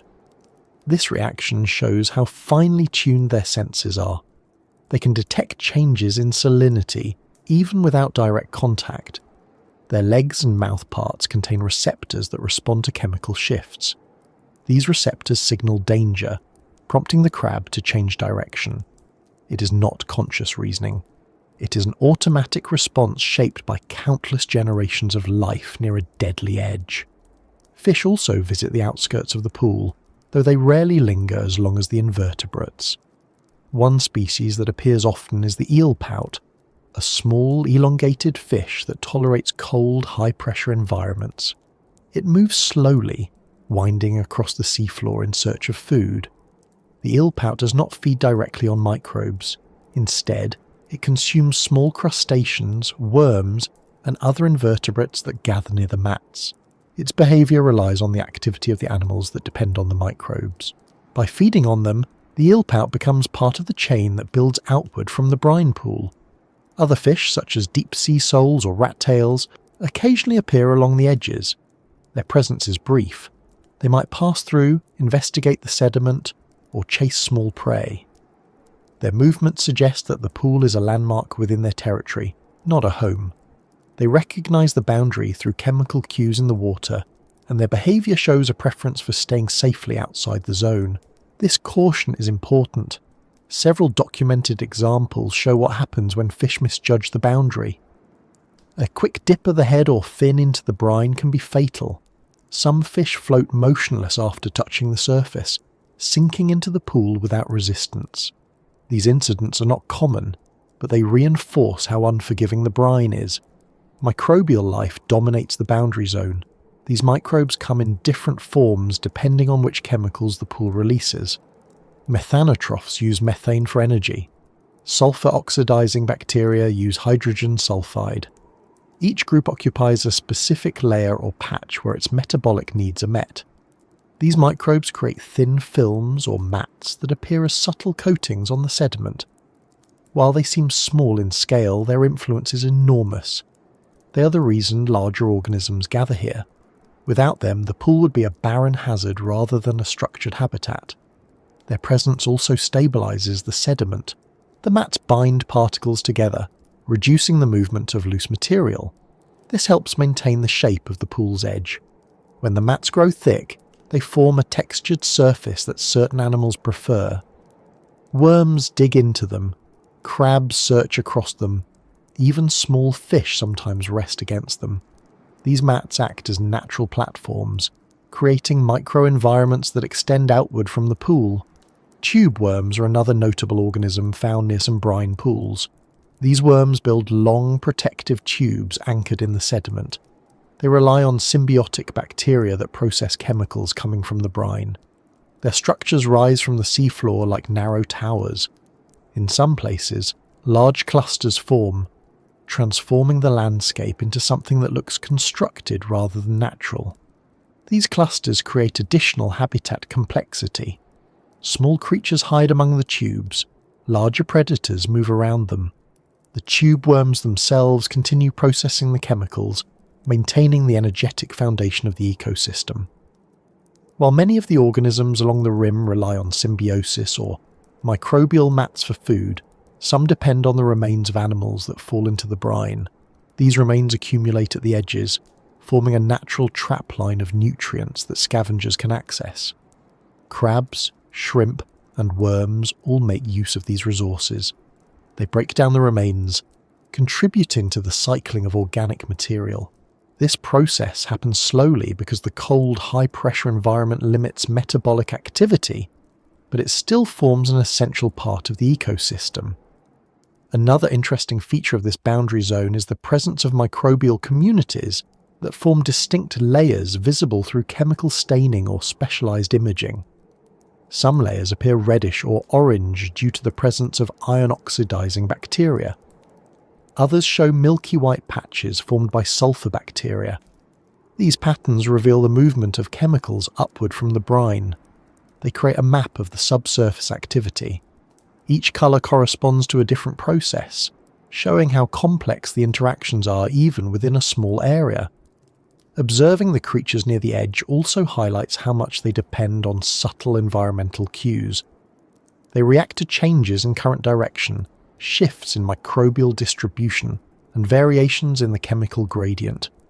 Their entire lives revolve around balancing food availability with the need to avoid the toxic boundary. This balance shapes their behaviour in ways that are easy to see once you watch carefully. Animals move in looping patterns rather than straight lines. They pause frequently to test the water with their antennae or gills. They circle around patches of microbial mat before settling in to feed. Each behaviour reflects a coded response to stimuli that would not matter in other environments but are essential here. For scientists, this area provides a rare opportunity to study how organisms adapt to extreme gradients. The difference between safe water and deadly water is only a short distance, yet life occupies a stable zone between them. This arrangement does not happen often in nature. Usually gradients are more gradual. The brine pools create a sudden shift, and the creatures respond by developing precise strategies for survival. These strategies offer insights into how life might behave in environments with equally sharp boundaries, whether on Earth or elsewhere. The presence of predators also influences the behaviour of the creatures at the edge. Some fish that patrol these regions take advantage of the concentration of prey near the mats. They move carefully, staying outside the boundary but lingering long enough to catch anything that wanders too far from shelter. Their presence forces smaller animals to develop hiding strategies. They use sediment ridges, microbial layers, and even the structures built by tube worms to stay concealed. The brine pool itself becomes a feature of the predator-prey relationship, with the boundary limiting where each participant can go. When researchers document these interactions, they often describe how the area seems busier than expected. The deep sea is not usually associated with high activity levels, but the presence of the brine pool concentrates life into a narrow zone. Animals gather not because the environment is welcoming, but because the energy supply is reliable. The pool acts as an anchor point. Everything revolves around it, even though contact with it is fatal. This arrangement creates a structured ecosystem defined by the edge rather than the interior. Seeing these creatures linger at the border highlights a recurring theme in deep sea environments. Life finds ways to use whatever resources become available. Here, the resources come from chemical reactions rather than sunlight or drifting debris. The animals that survive take advantage of these reactions while avoiding the conditions that make the pool deadly.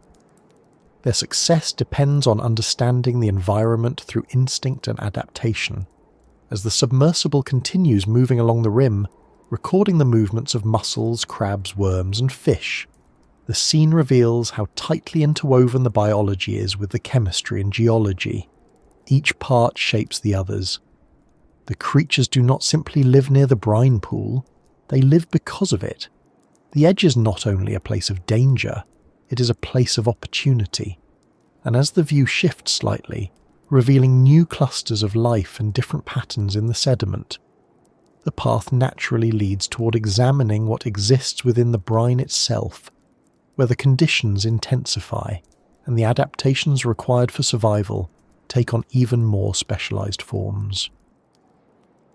Up to this point, the focus has stayed on the animals and microbes that gather around the rim of the brine pool, making use of the chemical opportunities without crossing into the interior. The boundary governs almost everything about how these organisms behave. They shape their lives around it, approach it carefully, and retreat from it when the signals become too strong. What sits inside the pool seems too hostile for anything except instability, yet the interior is not entirely empty. While larger animals cannot survive more than moments in the dense water, certain microscopic organisms make their homes inside conditions that shut down nearly every familiar biological process. Their presence challenges the idea that the brine is strictly lifeless. Instead, it becomes another environment with its own rules and inhabitants, though they exist on a scale that requires careful observation to appreciate. The first thing to understand about life inside the brine is that the environment removes almost every advantage that multicellular organisms rely on. There is little to no oxygen. The salinity is so high that water movement into and out of cells follows a pattern that disrupts the internal balance necessary for most metabolic functions. The chemical composition changes rapidly with depth. Hydrogen sulfide and methane create toxic conditions for animals. The temperature and density remain consistent in a way that prevents normal respiration, movement, or feeding. Under such constraints, only organisms built to operate without oxygen, without balanced salinity, and without the chemical stability usually required for growth, can persist. These organisms fall into several categories of specialized microbes. They're not uniform in form or function. Instead, they occupy niches within the brine based on which chemicals are available at which concentrations. Their distribution follows invisible gradients, forming layers that correspond to subtle shifts in chemical balance. While these layers cannot be seen with the naked eye, instruments and samples reveal their presence. Each layer supports a different microbial community, shaped entirely by the needs and tolerances of the organisms within it. One group of microbes commonly found inside brine pools are halophiles, organisms that not only tolerate high salt concentrations but require them. Their cellular machinery adapts to extreme salinity by using proteins and structures that do not collapse when exposed to high ionic strength. Normal enzymes from surface organisms would fall apart in such an environment, but halophiles maintain tightly folded proteins that remain functional even when surrounded by dissolved salts that would disrupt most biological systems. Some halophiles use potassium ions internally to counterbalance the salt content outside their cells. Others produce special molecules that stabilize their internal chemistry. These adaptations allow them to grow, reproduce, and metabolize even in salinity levels that exceed what seawater organisms can withstand by multiple factors. Another group includes anaerobic microbes that specialize in living without oxygen. Many of these organisms gain energy through chemical reactions involving hydrogen sulfide or methane. Instead of relying on oxygen to process energy, they use alternate electron acceptors drawn from the brine's chemical supply. This makes the brine pool not just survivable for them but actively favourable. They access energy sources unavailable to organisms needing oxygen. Their metabolism aligns with an environment that would suffocate most cellular life. Methanogens represent a subset of these anaerobes. They produce methane as a metabolic byproduct, using carbon compounds available in the brine. While methanogens more commonly appear in environments like wetlands or the digestive systems of certain animals, the ones in brine pools have adaptations that help them cope with extreme salinity and pressure. Their metabolism contributes directly to the composition of the brine. In some pools, the methane concentration remains high, partly because of continuous microbial activity rather than geological seepage alone.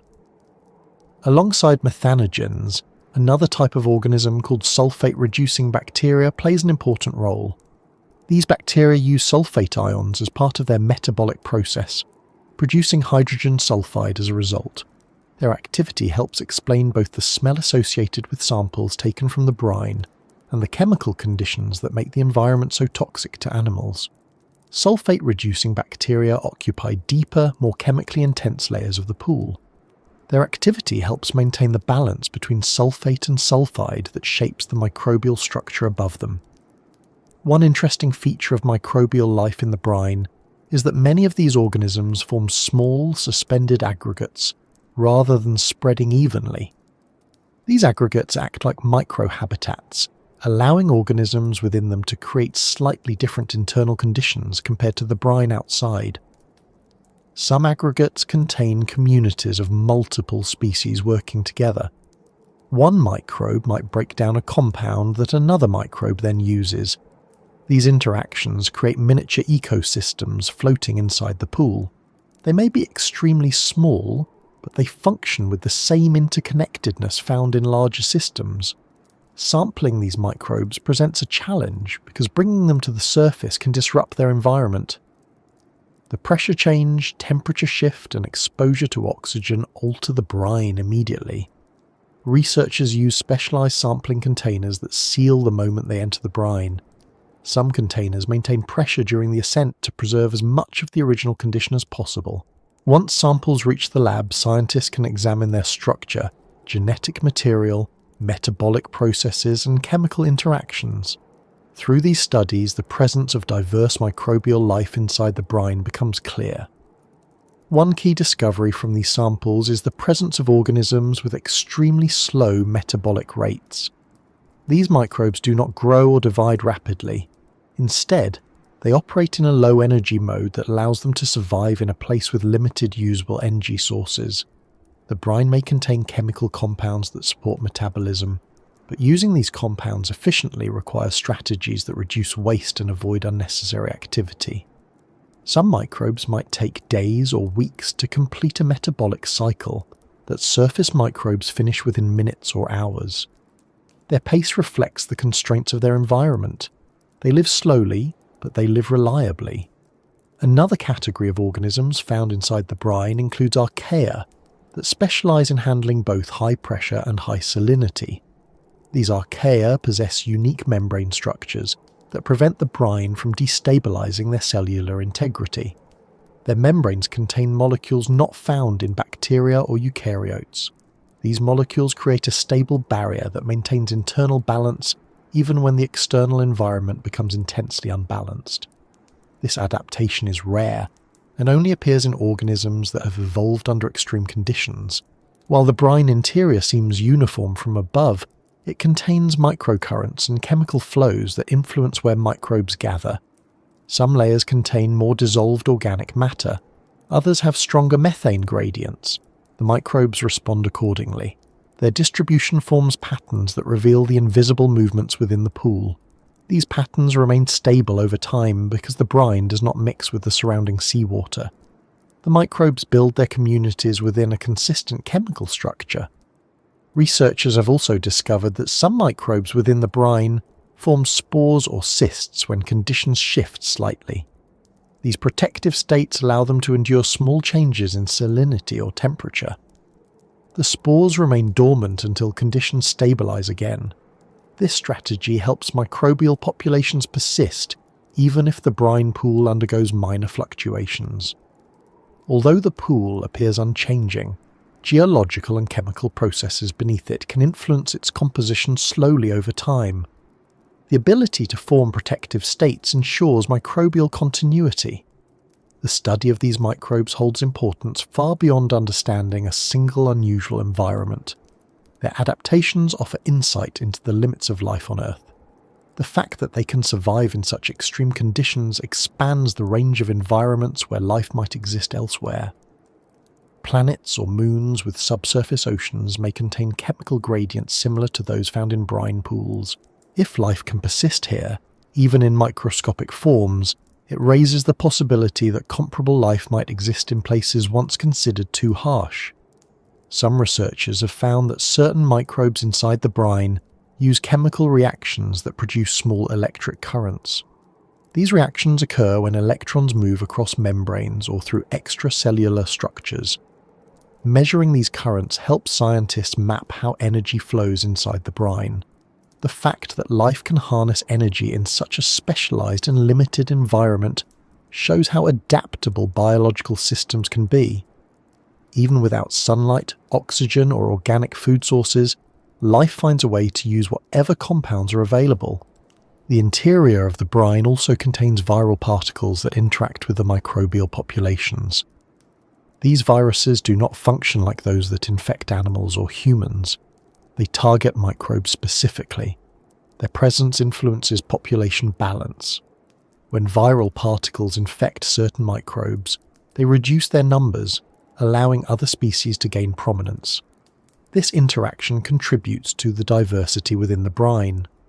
Without viruses, a single microbial species might dominate completely, reducing the functional range of the ecosystem. The viruses help maintain equilibrium. Some microbes inside the brine form biofilms that attach to particles or sediments at the bottom of the pool. These biofilms resemble thin coatings that stabilize small structures. They use extracellular substances to glue cells together, creating protective layers that allow them to survive in even more intense chemical conditions.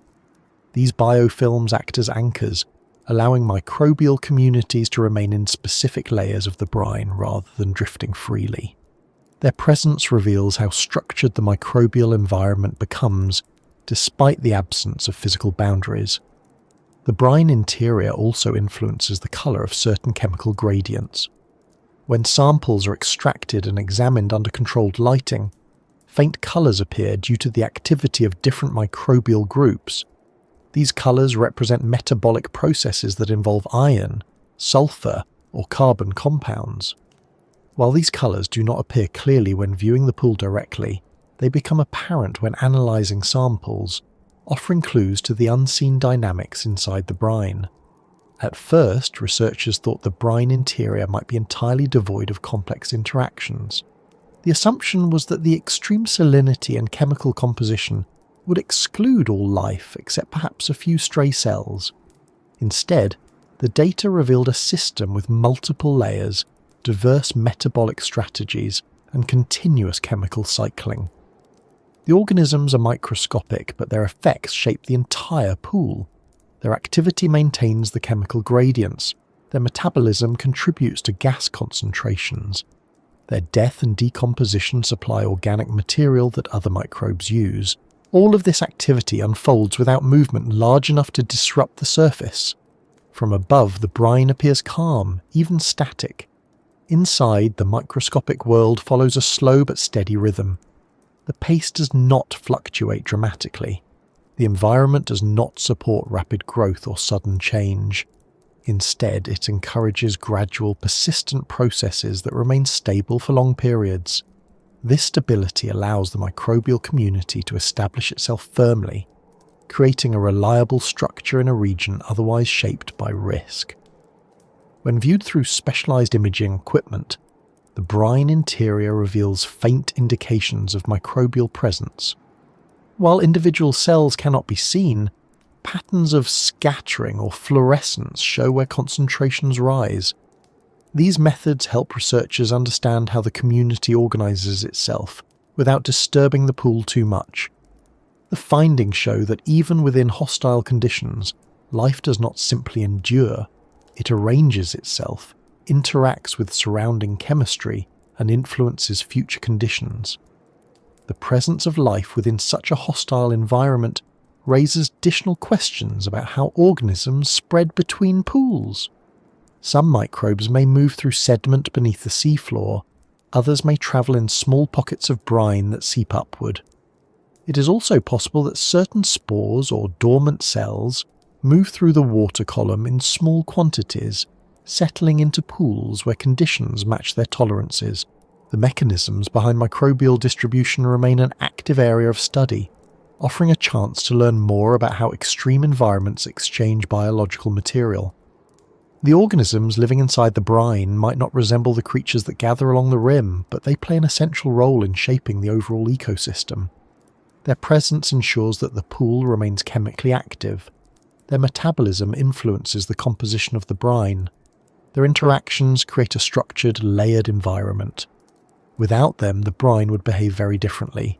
The boundary might not support the same microbial mats. The surrounding life would lose an important energy source. In this way, even microscopic organisms have a far-reaching impact. While the brine remains deadly to most forms of life, it becomes understandable as another habitat when seen through the lens of microbial adaptation. The concept of a barren pool shifts into the reality of a chemically intense ecosystem. The brine supports life that functions under entirely different rules. It becomes a place where biological processes operate in ways that challenge traditional expectations but still follow consistent patterns. As the submersible finishes documenting the interior conditions and returns its attention to the pool's perimeter, the focus naturally moves from the tiny organisms floating inside the brine to the larger structures shaping the landscape around it, including the unusual formations that rise from the seafloor and help define the region in ways that influence how life arranges itself along the boundary. Moving away from the interior of the brine and returning to its perimeter reveals how unusual the landscape becomes the closer you look. At first, the edge appears to be a simple border between two types of water, a place where the sediment slopes gently downward and meets the heavy brine in a clean line. But as the submersible lights sweep across this transition zone, the details begin to accumulate. The seafloor does not simply form a flat edge. It shapes itself over time in response to the chemistry, the pressure, the slow geological processes, and the activity of organisms that settle along the rim. The result is a landscape that resembles a shoreline, even though no waves break against it and no tides shift the boundary. Instead, the architecture develops through natural structures that form gradually and quietly in the darkness. The first feature that becomes noticeable is the slope leading into the brine. It does not behave like a beach or the smooth transition into a lake. The sediment here changes in texture as it gets closer to the boundary. In some places, the material looks compact and unusually firm because the chemical seepage from beneath the pool alters the minerals, binding them more tightly. In other places, the sediment loosens and becomes layered due to years of microbial activity. These microbes bind certain particles together while leaving others untouched, creating subtle but visible variations in colour and consistency. The changes appear only when illuminated carefully. Otherwise, the differences blend into the surrounding darkness. As the submersible moves sideways along the pool's edge, it encounters raised structures that sit slightly above the surrounding sediment. These formations develop because minerals from the brine precipitate out of solution and settle along the boundary. Over time, these minerals accumulate into crust-like ridges. Some of these ridges are only a few centimetres tall, while others rise high enough to create noticeable edges that look like walls outlining the pool. These mineral structures differ from one pool to another because the chemical composition varies. Pools with higher concentrations of calcium or magnesium form different shapes than those rich in iron or manganese. Each chemical produces distinct precipitation patterns, creating textures that resemble hardened layers of sediment rather than loose particles. Microbial mats also influence the architecture of these underwater shores. The mats stabilize parts of the sediment while leaving other areas exposed. When the mats grow thick, they create smoother surfaces. When they thin out or break apart, the sediment beneath becomes uneven. These patterns create pathways and ridges that organisms use to navigate the area. Crabs and worms often follow these mats, moving along the more stable patches because they anchor the loose sediment. Without the mats, animals would sink slightly into softer areas, making movement less efficient. The mats act like biological reinforcement, altering the structure of the landscape as effectively as any geological process. Another noticeable structure along the edge is the collection of shells and remains that accumulate over time. Animals that misjudge the boundary fall into the brine and sink quickly. Their bodies do not decompose in the typical way due to the chemical conditions. Instead, they often drift toward the edges or rest at the bottom. Over the years, the remains settle into patterns, forming clusters that resemble natural barriers. These clusters create shadows and texture that shape how light reflects off the sediment. The presence of shells and bones adds an additional layer to the shoreline, creating a mix of geological and biological debris that reorganizes the environment little by little. Some pools form terraces, flat surfaces that step downward into deeper regions of the brine. These terraces develop when the sediment collapses slightly over time due to the weight of the brine or due to rearrangements in the chemical gradient. The terraces stabilize at certain depths, creating a tiered effect. Animals often gather on these terraces because they offer stable ground with access to microbial mats. The terraces behave like shelves, holding layers of sediment shaped by a combination of pressure, chemistry, and biological influence. In some cases, the brine pool interacts with underlying geological structures in ways that create domed formations. These domes rise from the sediment and sometimes appear to hold shallow pockets of brine themselves. While these smaller pockets may not form full pools, they contribute to the overall texture of the landscape. They create pits, rises, and curved ridges that reflect the hidden movements of fluids beneath the seafloor. These subsurface forces push minerals upward or pull sediment downward, sculpting shapes that would be impossible to create in shallow or mixed waters. Tube worms add another dimension to this architecture. Their colonies form clusters that rise above the sediment. Over time, generations of tube worms create structures composed not just of their living bodies, but of the remains of earlier worms. The tubes harden, creating a framework that persists even after the organisms die. These structures influence water flow around the pool's edge.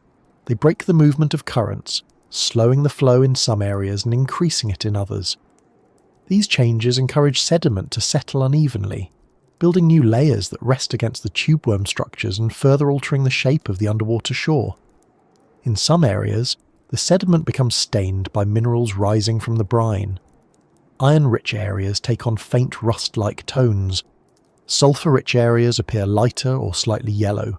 These colour differences are subtle but help scientists map how far the chemical influence extends into the surrounding environment. They also provide clues about how the sediment evolves. Colour changes indicate where certain reactions occur, revealing patterns that are not visible from the surface alone.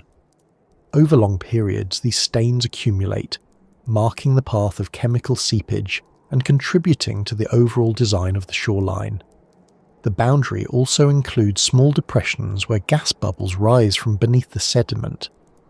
These bubbles may contain methane or other gases produced by microbial activity or geological sources. When they reach the brine, they move slowly upward through its heavy interior. Their movement creates tiny channels in the sediment that change the architecture of the edge. These channels might collapse later, leaving behind small pockets that animals use as hiding places. Even though the bubbles are small, their movement shapes the landscape in lasting ways. One of the most interesting features of these underwater shores is how they reflect motion from above. The deep sea experiences slow, steady currents.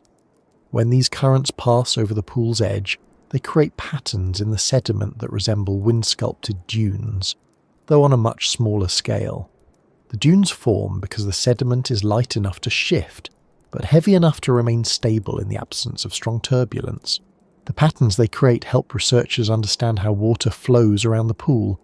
In some spots, the dunes push toward the boundary. In others, they run parallel to it.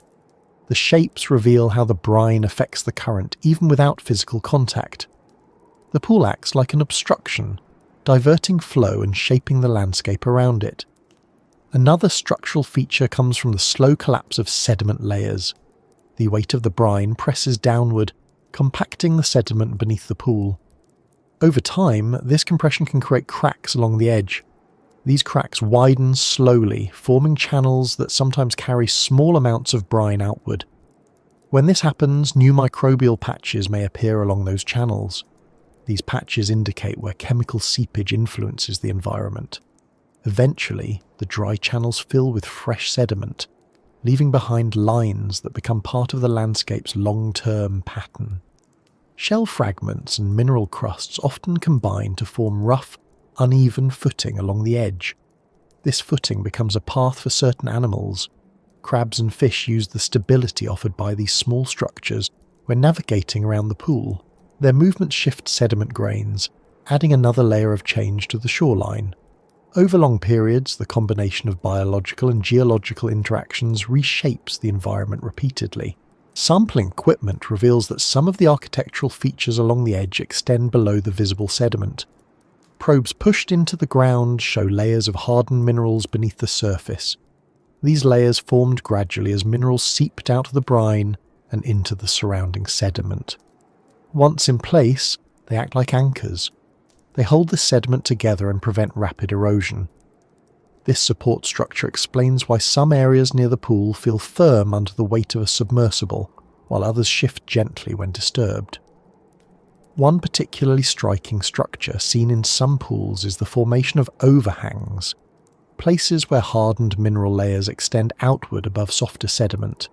These overhangs form because the minerals accumulate faster along the boundary than beneath it. The result is a natural ledge that juts outward.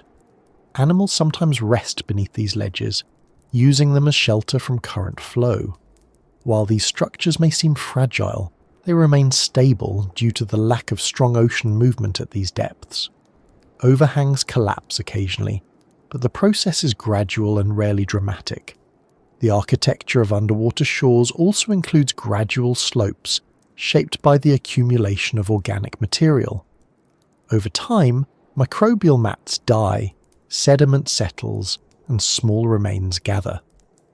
These organic layers create soft pockets that contrast with the mineral ridges and hardened patches nearby. Animals searching for food often dig into these areas, shifting the sediment and exposing lower layers.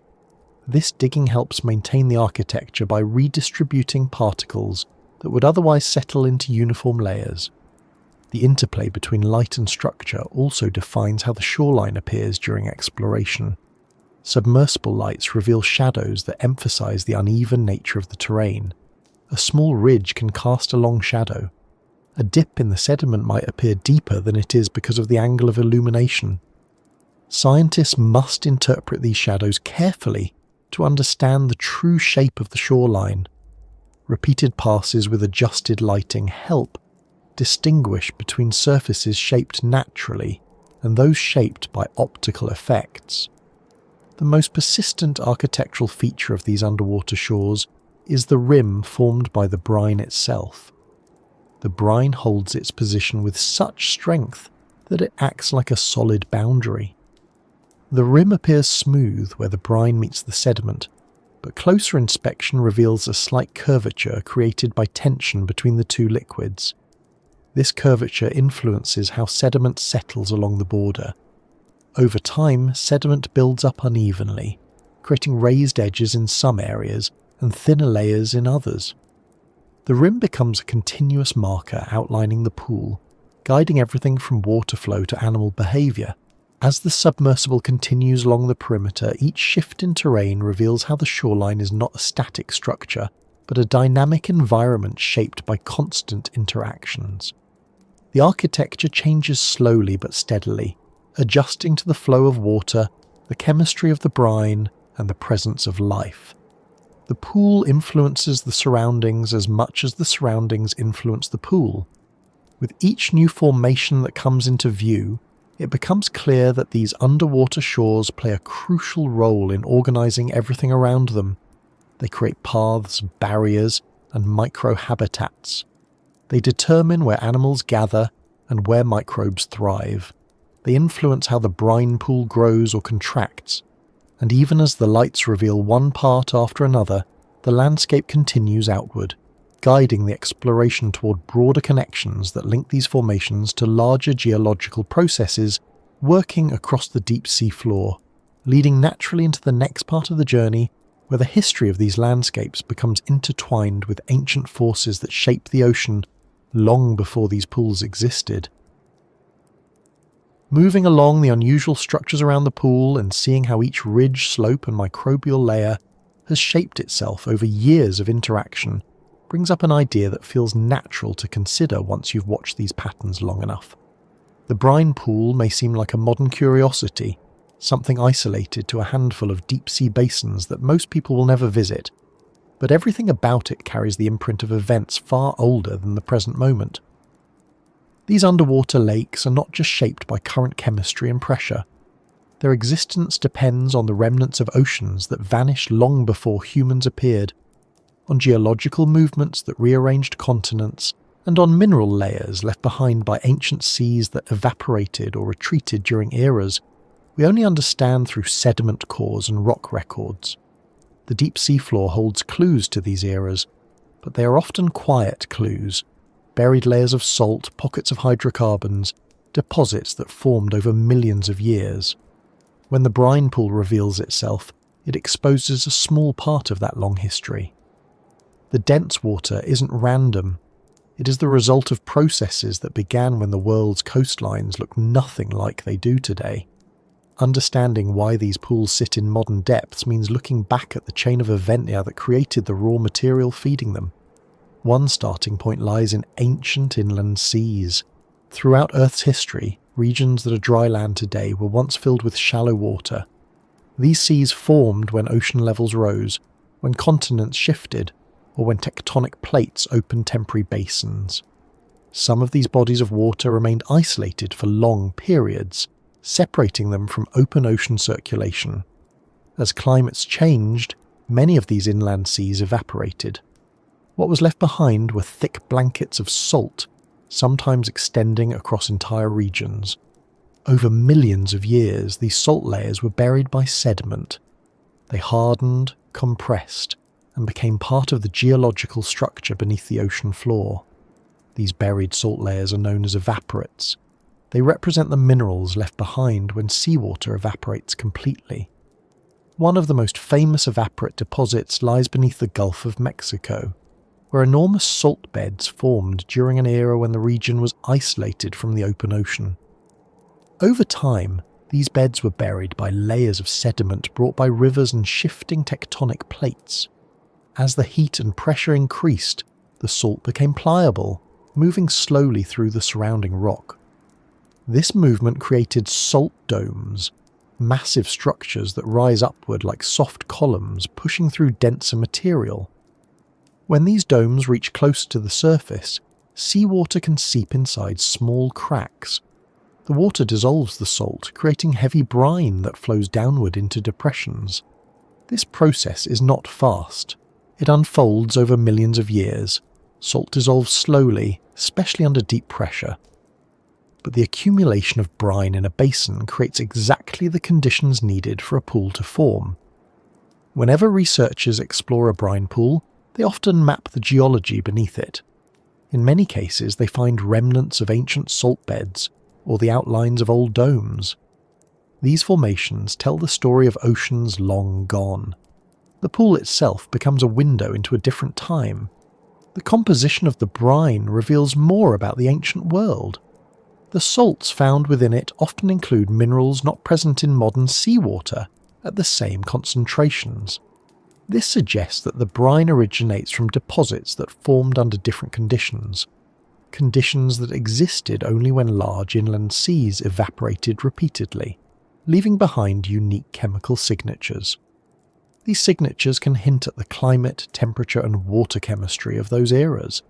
They become markers of past environments, preserved in the deep sea where they remain undisturbed for millions of years. Hydrocarbon deposits beneath the seafloor also tie the pools to Earth's past. Methane, which seeps into many brine pools, forms from buried organic material. When ancient plants and microorganisms died, their remains settled into sediments. Over long periods, heat and pressure transform those remains into hydrocarbons. Methane is one of the simplest and most widespread results of this transformation. When methane finds pathways upward through rock layers, it escapes into the surrounding water, providing an energy source for modern microbes. The fact that these microbes exist because of chemical outputs from ancient life forms a bridge between present-day ecosystems and long-extinct organisms. Another part of the story involves how plate tectonics rearranged everything. As continents drifted, collided, and stretched apart, salt layers shifted along with them. Some were broken into irregular shapes. Others were pushed downward or thrust upward. These movements created traps and pathways that directed brine towards specific locations. The basins where pools form often coincide with old faults or folds in the rock. These structures act like funnels, guiding brine into stable pockets. Without the tectonic movements that shape them, the pools would have nowhere to settle. The shape of the seafloor also relies on events from the distant past. When ancient mountains eroded, their sediments spread across oceans. When volcanoes erupted, ash and minerals settled into layers. When glaciers advanced and retreated, they altered the distribution of material in the shallow seas. All of these changes influenced how the deep ocean floor formed over time. The depressions that now hold brine pools might have originated from the collapse of older structures, the settling of sediment under immense pressure, or the remnants of underwater channels carved by ancient currents. These old events persist in ways that are not always obvious. For example, a slight dip in the seafloor might exist because of a subtle difference in the density of rock beneath it. If that difference arose hundreds of millions of years ago, the present environment still carries its influence. The brine pool forms because the depression holds dense fluid. The depression exists because of long-gone geological movements, and those movements reflect conditions that existed before the current configuration of continents emerged. Studying these pools gives scientists an opportunity to trace those connections. Chemical analyses show how the brine differs from surrounding seawater. Isotopic studies can reveal whether certain elements originated from ancient seawater or from more recent geological processes. Even the microbial populations can offer hints. Some microbes that live inside brine pools resemble species believed to have existed early in Earth's history, when oxygen was scarcer and chemical gradients drove most biological processes. While these microbes are not unchanged remnants, their metabolic strategies echo those of their ancestors, showing how life adapted to early extreme environments. When researchers examine sediment cores taken near brine pools, they often find layering that reflects thousands or millions of years of environmental change. Some layers show periods of high biological activity, others show times of calm deposition. Within these layers, traces of ancient oceans appear. Chemical markers reveal past salinity levels. Microfossils indicate what kinds of plankton lived in those waters. Even pollen grains from terrestrial plants can appear if ocean currents carried them far enough. These layers remind scientists that the modern landscape is built on a continuous record of shifting climates and ecosystems. The brine pools themselves sometimes preserve organic material unusually well. Because the interior lacks oxygen, decomposition slows dramatically. Organic molecules remain stable for long periods.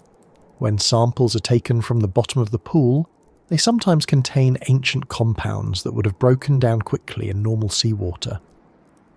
These preserved materials can offer insights into long-ago ecosystems, or hint at the types of organisms that once lived near the site. While the connection is not direct, these molecules are not fossils in the traditional sense. They show how certain compounds remain intact in environments shielded from oxygen. The resemblance between some brine-related structures and ancient features has led researchers to consider whether early Earth contained similar environments. Before oxygen accumulated in the atmosphere, chemical gradients likely governed many ecosystems. Dense layers of water saturated with minerals may have existed in shallow seas or basins. These gradients could have supported microbial life long before complex organisms evolved. If so, brine pools provide a modern parallel. They allow scientists to observe how life functions when it relies solely on chemical energy, helping model what early life might have looked like. Some theories suggest that hydrothermal environments played a key role in the origin of life. While brine pools are not hydrothermal vents, they share certain conditions. Both involve steep chemical gradients, anoxic environments, and abundant minerals. Microbes in these regions use energy sources not dependent on sunlight, similar to what early microbes might have used. These connections guide hypotheses about where life could have begun, or how it could have adapted during eras when conditions were dramatically different from today. The presence of methane in many brine pools adds another layer to this perspective. Methane-rich environments existed early in Earth's history, before oxygen changed atmospheric chemistry. Methane-producing microbes today show how organisms might have functioned in those earlier eras. Their metabolic pathways reflect a world where chemical energy dominated. While the modern ocean is mostly oxygenated, pockets like brine pools preserve conditions that echo those early stages, allowing scientists to study them firsthand. Even the microbial mats around the pool's edge reflect ancient patterns. Mats formed by sulfur-oxidizing bacteria or methane-consuming microbes resemble stromatolite-like structures seen in ancient rock formations. Stromatolites are layered structures formed by microbial communities billions of years ago. Modern mats near brine pools, though not identical, operate under similar principles. Microbes grow in layers shaped by chemical gradients, producing structures that change the surrounding sediment. This parallel helps researchers compare ancient and modern systems. The geological and biological continuity reflected in brine pools underscores how events separated by millions of years remain linked.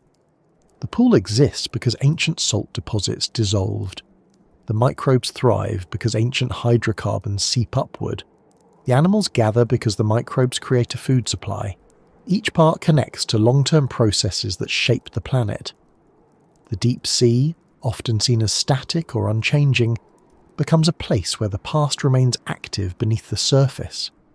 As the submersible moves away from the edge and follows the contours of the surrounding terrain, these connections become clearer. The architecture of the landscape does not exist in isolation. Every ridge, terrace, and mineral crust owes its existence to long-term geological processes. Every microbial mat reflects adaptations tied to chemical conditions rooted in ancient environments. Even the animals that navigate this region rely indirectly on sources of energy that began forming eons ago.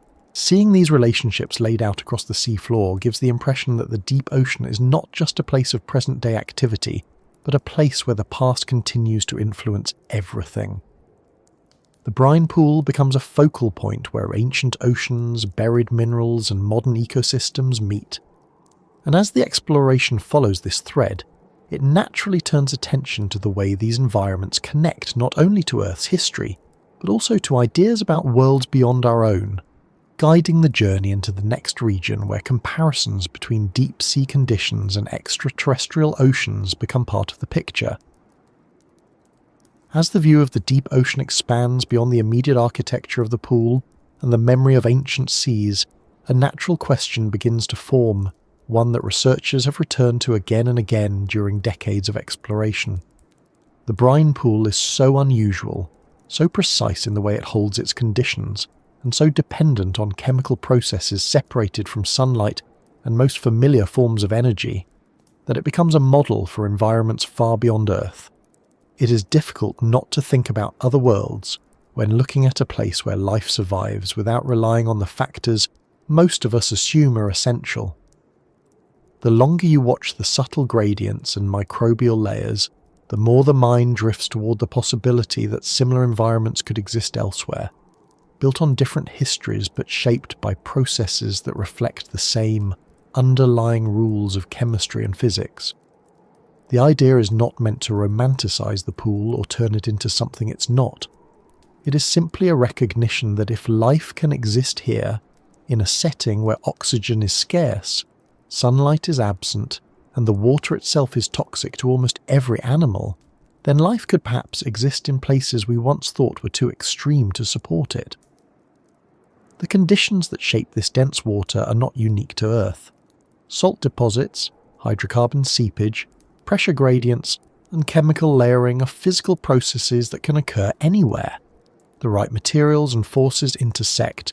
Brine pools provide an example of how these elements come together to form a stable environment that, despite its dangers, supports a community shaped by adaptation. Many scientists look at these pools and see parallels with the oceans believed to lie beneath the icy surfaces of moons like Europa or Enceladus. These moons contain deep oceans shielded from sunlight by thick layers of ice. If chemical gradients exist in those oceans, similar to the ones forming around Earth's brine pools, then microbial life could potentially develop in those environments. On Earth, microbes that rely on methane or sulfide do not require light or oxygen. They need only the right chemical inputs and a stable environment. The brine pool shows that such conditions can remain stable for long periods, even in complete darkness. This stability becomes an important piece of evidence when considering habitability beyond Earth. The dense water of the brine pool also behaves in a way that could appear in extraterrestrial oceans. Wherever liquid water interacts with high concentrations of dissolved minerals, density layering becomes possible. If a moon contains salt-rich rocks or hydrothermal vents that release minerals, dense pockets of water could gather in basins just like they do in Earth's deep sea. The brine pool demonstrates how these pockets can form distinct ecosystems. The organisms inside or around them might not resemble anything found on land or in surface oceans, but they could still function under rules that make sense within their chemical environment.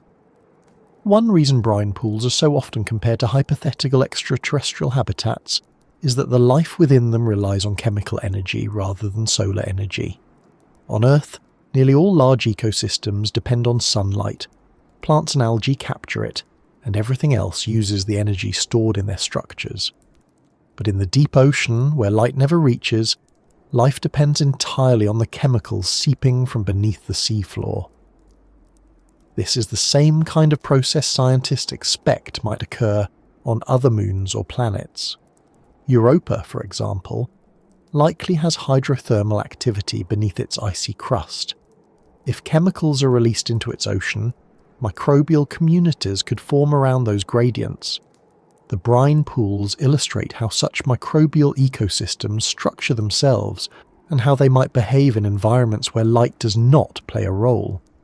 The structure of the pool itself offers lessons about layers and boundaries. On some worlds, water might not be pure. It might mix with ammonia, methane, or salts in unusual proportions. These mixtures could form separate layers based on density, creating lakes, pockets, or pools within larger oceans. Studying the behaviour of Earth's brine pools helps researchers understand how such layers might form, how stable they could be, and what kinds of organisms might adapt to them. The sharp boundary between brine and seawater shows that even small changes in chemical composition can produce distinct environments.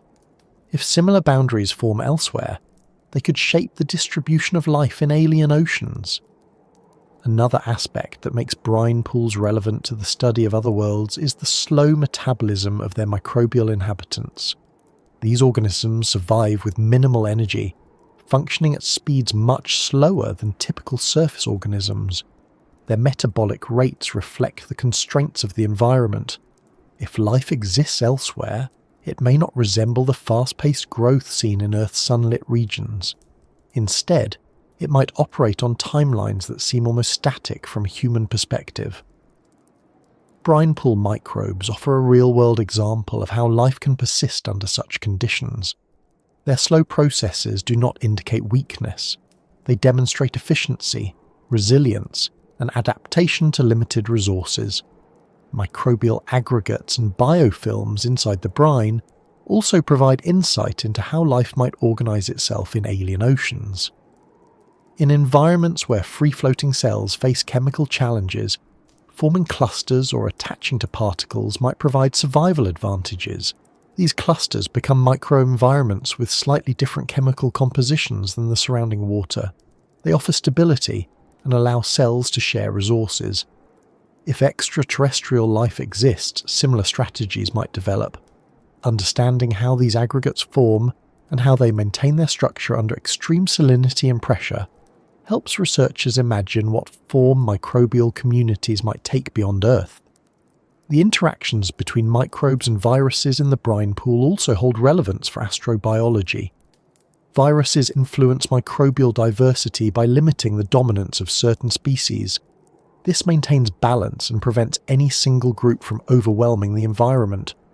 If life exists elsewhere, comparable dynamics might play out. Viruses or virus-like particles could shape ecosystems even in extreme environments. The way viruses function within brine pools shows how biological regulation can happen without sunlight or abundant nutrients. It suggests that complex interactions are possible even in simple-looking environments. The chemistry of the brine also mirrors conditions that might exist on planets with different atmospheres. Some worlds contain higher concentrations of methane, ammonia, or sulfur compounds. If these materials dissolve into subsurface oceans, they could form chemically intense pockets similar to Earth's brine pools. Understanding how life processes such chemicals here helps researchers build hypotheses about how alien organisms might do the same. The brine pool becomes a research tool, illustrating how life adapts to unusual chemical inputs. There is also something important about the layering of microbes in the brine. Each layer occupies a specific chemical zone where its metabolic needs are met. These layers reinforce the idea that life can stratify itself based on environmental gradients. If another planet or moon contains similar gradients, its oceans might also host layered ecosystems. The layers might interact or remain separate depending on stability. Observing such patterns on Earth provides scientists with clues about what to look for when examining data from spacecraft or landers that study potential extraterrestrial oceans. The preservation of organic material in brine pools is another point of connection. If an alien ocean contains anoxic zones, organic molecules could persist longer than they would in oxygen-rich environments. This makes detection easier. Instruments designed to search for signs of life might find molecules preserved in deeper layers. Brine pools show how such preservation works and how chemical conditions protect organic compounds. Studying this behaviour helps refine the strategies used when searching for biosignatures beyond Earth.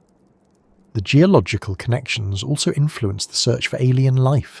The way ancient salt deposits and hydrocarbon layers contribute to modern brine pools suggests that life-supporting environments can emerge from geological processes that unfold over long time frames. If a moon or planet once held oceans that evaporated or froze, the remaining salts could shape subsurface environments millions of years later. This continuity means that the presence of salt or mineral layers on another world should not be dismissed as irrelevant. Instead, it becomes a sign that certain types of chemical gradients might exist beneath the surface. Brine pools show that even long-lost oceans can influence a planet's ability to support life far into the future. Another relevant aspect is the role of pressure. The deep sea exposes organisms to forces far greater than anything experienced on land, yet life functions effectively under these pressures. Some planets or moons may contain oceans under even higher pressures.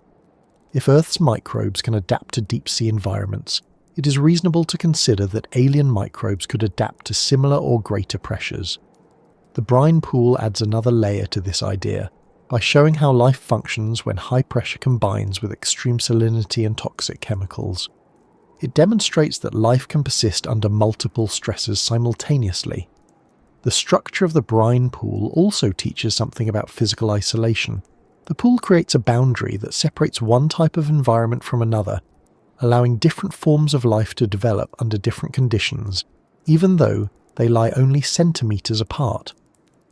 If extraterrestrial oceans contain similar boundaries, perhaps between salt-rich and salt-poor layers, or between ammonia-rich and water-rich regions, life might diversify in small but meaningful ways. Each environment would support different types of microbes. The brine pool shows how such divisions create distinct communities, even without large physical barriers. The dynamics of seepage and layering offer insight into how energy might flow in alien environments. Chemical seepage from below the seafloor sustains microbial communities around the brine pool. If hydrothermal vents or fissures exist on other worlds, they might play a similar role. These seepage zones could create pockets where chemical energy becomes concentrated, giving life a foothold. Observing how microbes gather around Earth's brine pools helps scientists imagine how alien organisms might gather around energy-rich zones on other planets or moons. Brine pools also illustrate how ecosystems can remain stable for long periods despite harsh conditions. The communities near the pool have persisted for generations, adapting to minor fluctuations but remaining anchored to the same chemical sources. This stability suggests that if life emerges in extreme environments elsewhere, it might remain localized but consistent over time. Such consistency would increase the chances of detecting it, because it would not shift dramatically from year to year. The predictability of Earth's brine pools becomes a model for identifying steady patterns in extraterrestrial environments. As researchers explore these ideas, they often use instruments and vehicles originally designed for deep-sea work to build prototypes for space exploration. The tools needed to sample brine pools, pressure-resistant containers, protective sampling chambers, chemical sensors capable of handling extreme salinity, mirror the tools needed to explore alien oceans. The brine pool becomes both a testing ground and an analogue. It helps refine how probes might gather samples on another world, and how they might store them without losing the integrity of the water or chemical gradients. All of these factors combine to make brine pools one of the most Earth-based examples of what an alien ocean might look like. Not because the composition matches exactly, but because the principles guiding the environment, chemical gradients, isolation, adaptation, and energy flow independent of sunlight are universal. They apply wherever water and minerals interact under the right conditions. As the submersible moves along the perimeter and gradually leaves the closest influence of the brine behind, the view shifts again toward the animals and microbial structures shaped by this environment. The landscape ahead begins to show how life balances possibility and constraint guiding the exploration into the broader question of how these systems maintain themselves over long periods and what that balance reveals about the relationship between survival and limitation in one of the most demanding environments on the planet. As the influence of distant worlds lingers in the background of the journey, the attention naturally settles back onto the seafloor and the strange equilibrium shaping every movement around the brine pool. At first, the dynamic seems simple. One area supports life, the other extinguishes it.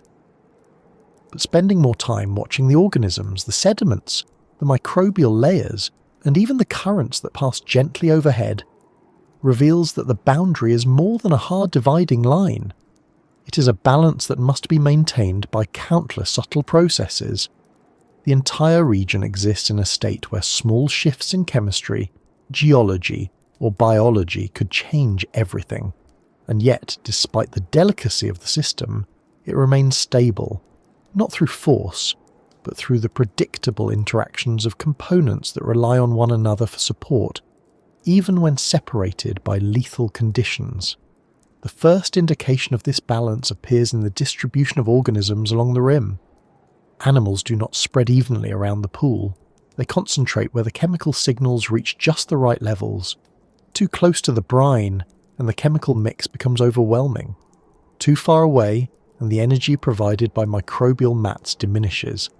These animals operate within a narrow band where survival depends on constant awareness. Their sensory systems scan the environment, adjusting movements based on gradients that shift slightly from one moment to the next. They position themselves as if following an invisible line drawn in the water. This line is not fixed. It fluctuates with seepage rates, currents, and microbial activity. Yet the animals respond instinctively, forming a living map that reflects conditions moment by moment. Mussels demonstrate this balance clearly. Their survival depends on hosting bacteria that use the chemicals rising from the pool. But these bacteria cannot tolerate extremely high concentrations of hydrogen sulfide. If the mussels settle too close, the bacteria become stressed. If they settle too far away, the bacteria lose their energy source. So mussels form bands around the pool, each cluster mapping out the concentration that best supports their internal partners. This arrangement creates a clear outline of the pool's influence, almost like a contour shape drawn by the organisms themselves. Their placement shows the limits of livability with surprising accuracy. Crabs and shrimp add another layer to this pattern. These animals do not depend directly on the chemical reactions. Instead, they rely on the microbial mats and the organisms that graze on them. They need the mats to be thick enough to provide food, but not so close to the boundary that they risk contact with the brine. Watching them approach the edge reveals how aware they are of changes in salinity. They probe the sediment carefully. When the signals intensify, they turn away without hesitation. Their movements may look simple, but they reflect internal mechanisms that help them avoid conditions that would shut down their physiology immediately. Even the worms that live in the sediment reflect this balance. They depend on stability within the ground beneath them. If the chemical seepage increases suddenly, the sediment chemistry changes. The worms then shift their tunnels, move to new layers, or abandon certain regions entirely. Their decisions shape the sediment, influencing how water flows beneath the surface. These movements help prevent the build-up of pockets where dangerous concentrations of chemicals could accumulate too quickly. Without the worms, certain areas might become unstable. Their presence helps regulate the environment indirectly. The microbial mats themselves are part of the balance, and their behaviour is one of the clearest indicators of how dynamic the system is. These mats grow where the chemical gradient is stable. When the gradient shifts even slightly, the mats respond. If conditions become more favourable, the mats thicken. If they become less favourable, the mats thin or recede. These changes happen over timescales that can range from hours to days. A thick mat one week may look sparse the next. These fluctuations provide constant feedback to the animals that depend on them. Mussels adjust their positions, crustaceans explore new areas, worms modify their burrows. Together, the flow of life traces the outline of the pool's shifting influence. The brine itself participates in this balance. It is not a completely static body of water. Small amounts seep upward through cracks and channels in the seafloor. This seepage replenishes the chemicals that sustain the microbial mats. Without the seepage, the brine would gradually dilute. The boundary would soften. The microbial communities would collapse. But as long as the geological processes continue, the brine maintains its density and chemical intensity. This process must remain steady. Too much seepage, and the boundary becomes more dangerous, pushing the livable zone outward. Too little, and the mats lose their energy source. The balance between geological activity and biological response defines the shape of the ecosystem. The sediment around the pool contains minerals that react with chemicals from the brine. These reactions help neutralize certain compounds that might otherwise spread farther than they do now. The minerals buffer the chemical gradient, preventing sudden changes that could destabilize the habitat. If these minerals were absent or present in different proportions, the reach of the brine would change dramatically. The current balance relies on the right amount of mineral interaction to support stable gradients. Pressure also plays a role. The deep ocean exerts immense force on every part of the environment. This pressure keeps certain gases dissolved and prevents rapid movement within the brine. The weight of the water overhead helps maintain the stratification between the brine and the seawater. If the pressure decreased significantly, the brine could lose its structure. The boundary might break, releasing chemicals abruptly. Life around the pool depends on the steady, unchanging pressure that holds everything in place. Temperature contributes another piece. Deep-sea temperatures remain stable, with only minor variations. These small changes influence microbial activity. When the temperature shifts slightly, even within narrow limits, metabolic rates adjust. This alters the availability of certain compounds. If the temperature increased significantly, microbial communities might shift too quickly for larger organisms to adapt. If the temperature decreased too much, metabolic processes would slow to levels that might not support the surrounding ecosystem. The narrow band of deep-sea temperature keeps the balance intact. Currents play an equally important role. While deep-sea currents are slow, they bring small amounts of oxygenated water to the outskirts of the pool. The brine itself remains anoxic, but the surrounding water contains enough oxygen to support animals. If currents grew weaker, oxygen levels would drop. If they grew stronger, they might disturb the sediment or alter the distribution of microbial mats. The moderate flow that currently exists supports life by bringing oxygen without disrupting the boundary. Predator-prey interactions add complexity to the system. Small fish and crustaceans feed on grazers. Larger fish feed on the small fish. Each level of this chain depends on the one below it. If predator numbers increase too much, they could reduce the population of grazers, which would in turn weaken the microbial mats due to reduced grazing pressure. If grazers increase too much, they might strip the mats faster than they can grow. The balance between all these groups persists because the animals respond to changes in food availability and risk. Their behaviour stabilises the ecosystem through countless small decisions. The brine pool itself acts as a regulating force. Because animals cannot cross the boundary, the area functions like a natural barrier that prevents overcrowding near the mats. This limitation reduces competition. It creates space where microbial communities can recover if grazing becomes too intense. The pool shapes movement patterns, indirectly controlling population levels by defining where animals cannot go. Without the brine's lethal effects, the region might experience greater instability due to overuse of resources. Another part of the balance involves how organic material settles near the pool. Remains of animals accumulate at the edges over long periods. These remains provide occasional bursts of nutrients for scavengers. When animals feed on these remains, they break them into smaller pieces that microbes can process. This cycle ensures that organic material does not accumulate too rapidly or decay in harmful ways. The presence of scavengers and decomposers prevents the buildup of compounds that could alter sediment chemistry or disrupt the microbial mats. Microbes inside the brine influence the balance as well. Their metabolic processes release compounds that slowly diffuse upward. These compounds fuel the mats above and influence the chemical gradient. If the microbial populations inside the brine shifted dramatically, the chemical composition of the boundary would change. This could alter where mats grow, how thick they become, and where animals gather.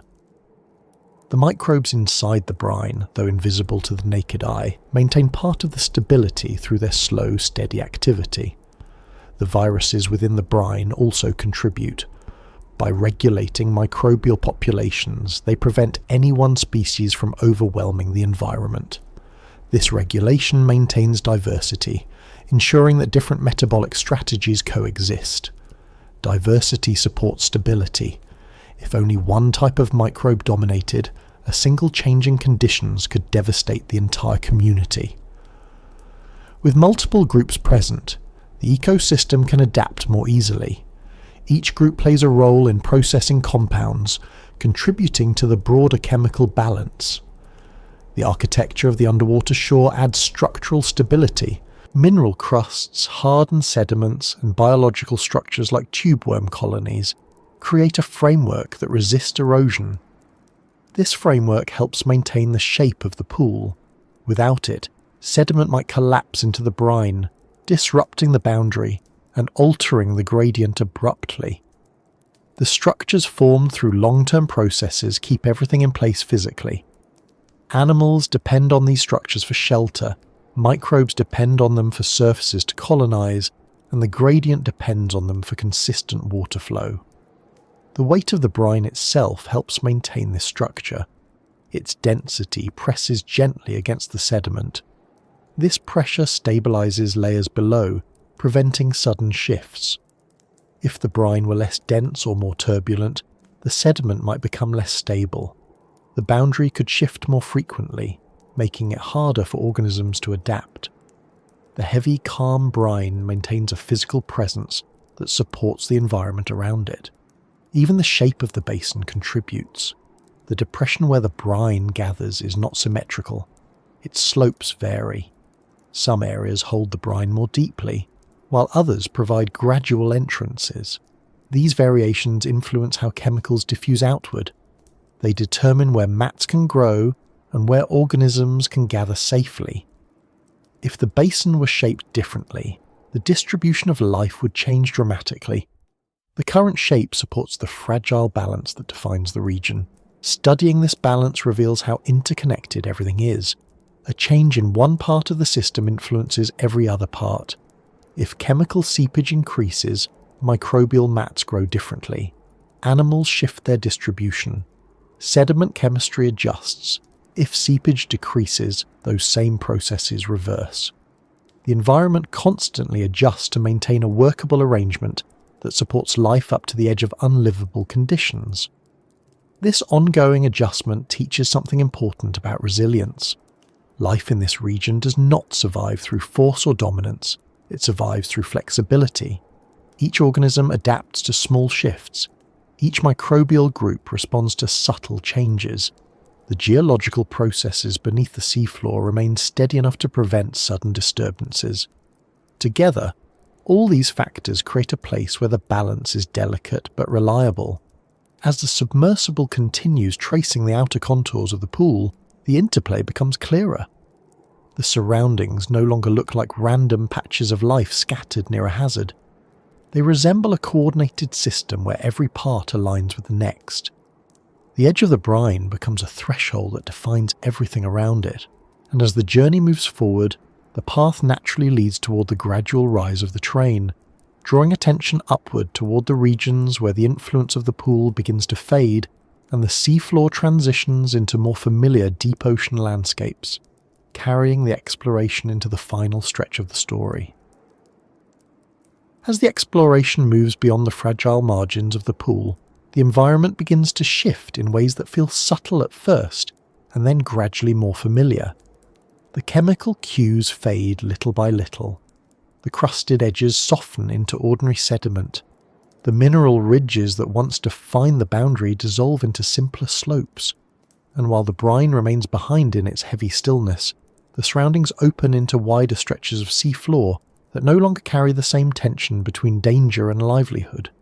The sight of creatures becomes more spread out, their movements less measured, their routes shaped more by broad patterns of current than by the sharp lines of chemical gradients. The submersible moves slowly. Nothing rushes at this depth. The water favours deliberate movement over speed, and that pace gives enough time to take in how the habitat changes as the distance from the pool increases. At first, the organisms still show signs of having lived near a chemical source. Some carry faint markings on their shells, some bear colours shaped by mineral interactions. But the farther the journey moves outward, the more these signs fade. The creatures begin to resemble the animals more commonly associated with deep-sea plains. Slow-moving fish that conserve energy, crustaceans that follow currents in search of organic matter, worms that burrow into sediments shaped less by chemical seepage and more by steady accumulation. The shift in terrain reveals how localized the influence of the brine pool truly is. A few meters away, and the intense gradients give way to ordinary deep-sea chemistry. The sediment no longer carries the stains of sulfur reactions. The microbial mats give way to thin bacterial films that cover the seafloor without forming distinct patches. This transition marks a boundary not of danger, but of familiarity. The region no longer depends on the narrow ranges that controlled life so tightly near the brine. Here, the balance is broader.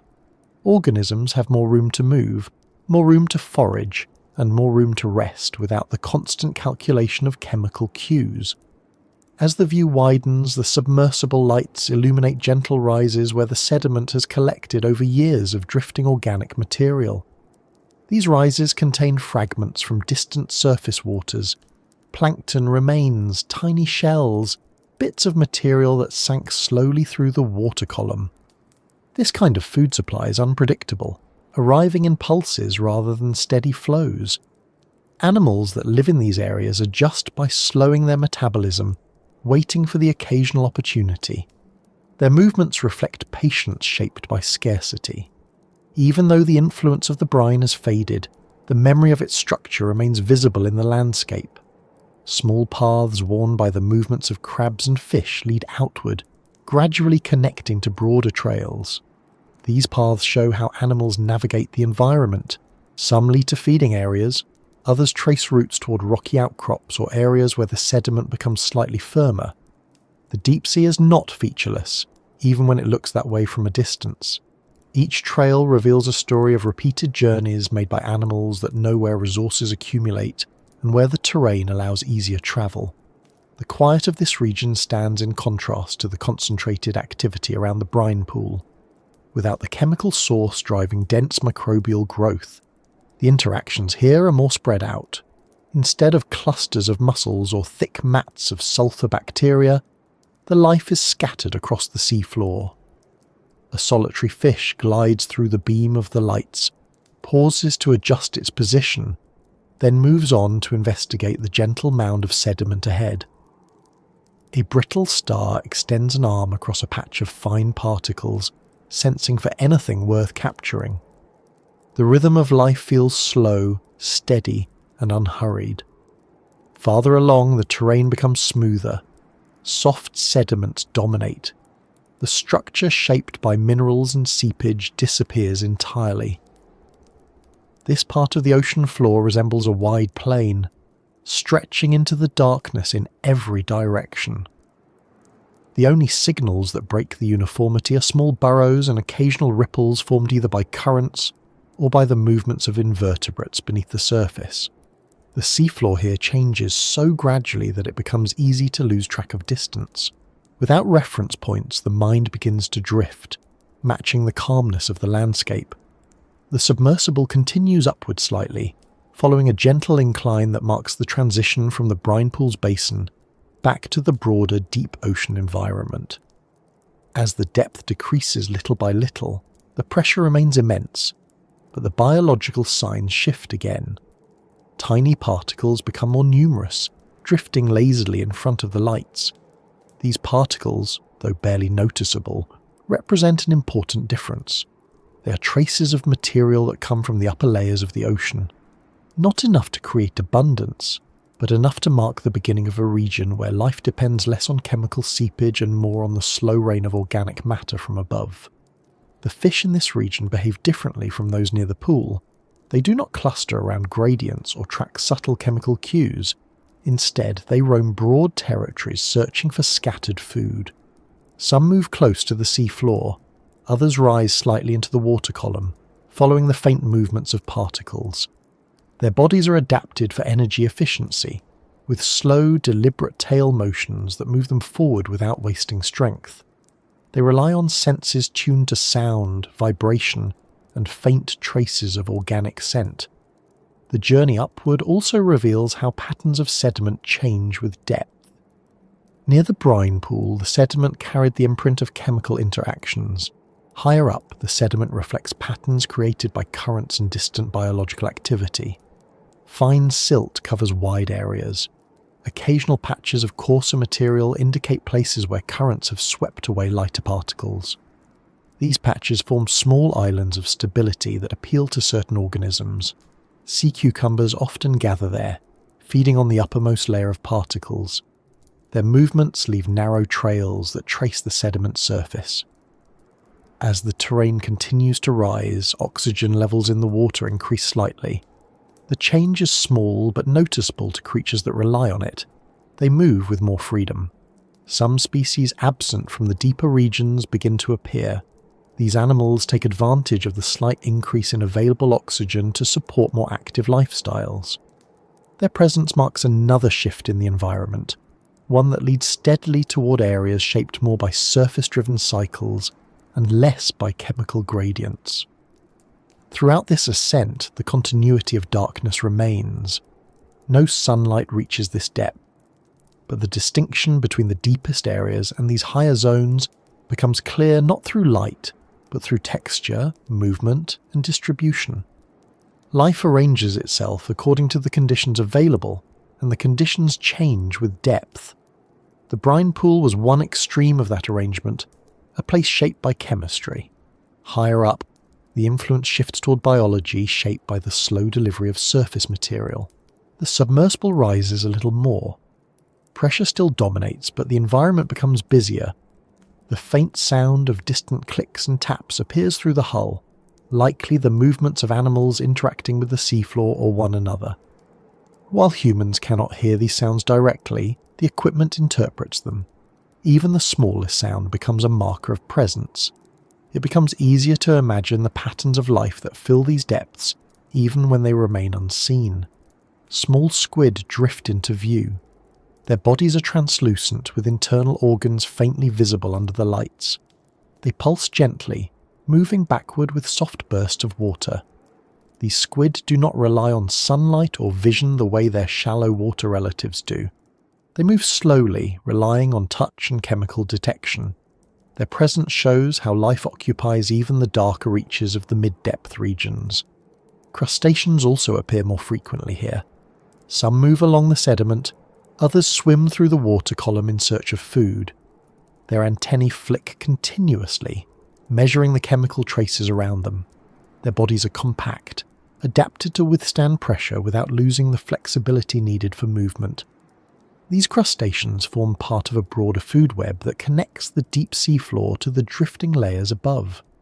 The upward journey continues slowly, giving enough time to absorb the gradual changes. The transition from the brine pool's influence to the ordinary deep sea and now into slightly higher layers happens without abrupt shifts. Everything blends smoothly. No boundary marks where one environment ends and the next begins. Instead, signals accumulate until the full sense of the environment becomes clear.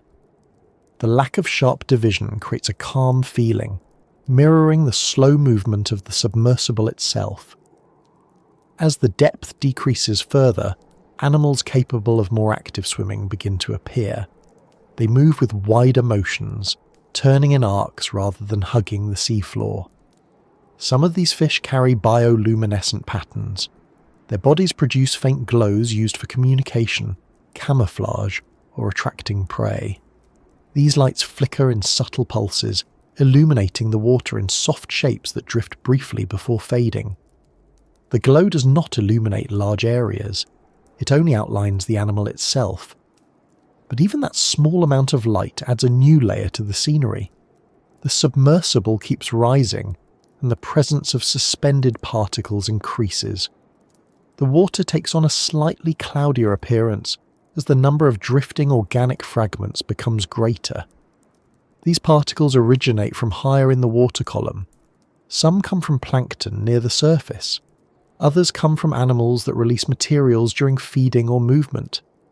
These fragments provide food for filter feeders and small planktonic organisms that live at these depths.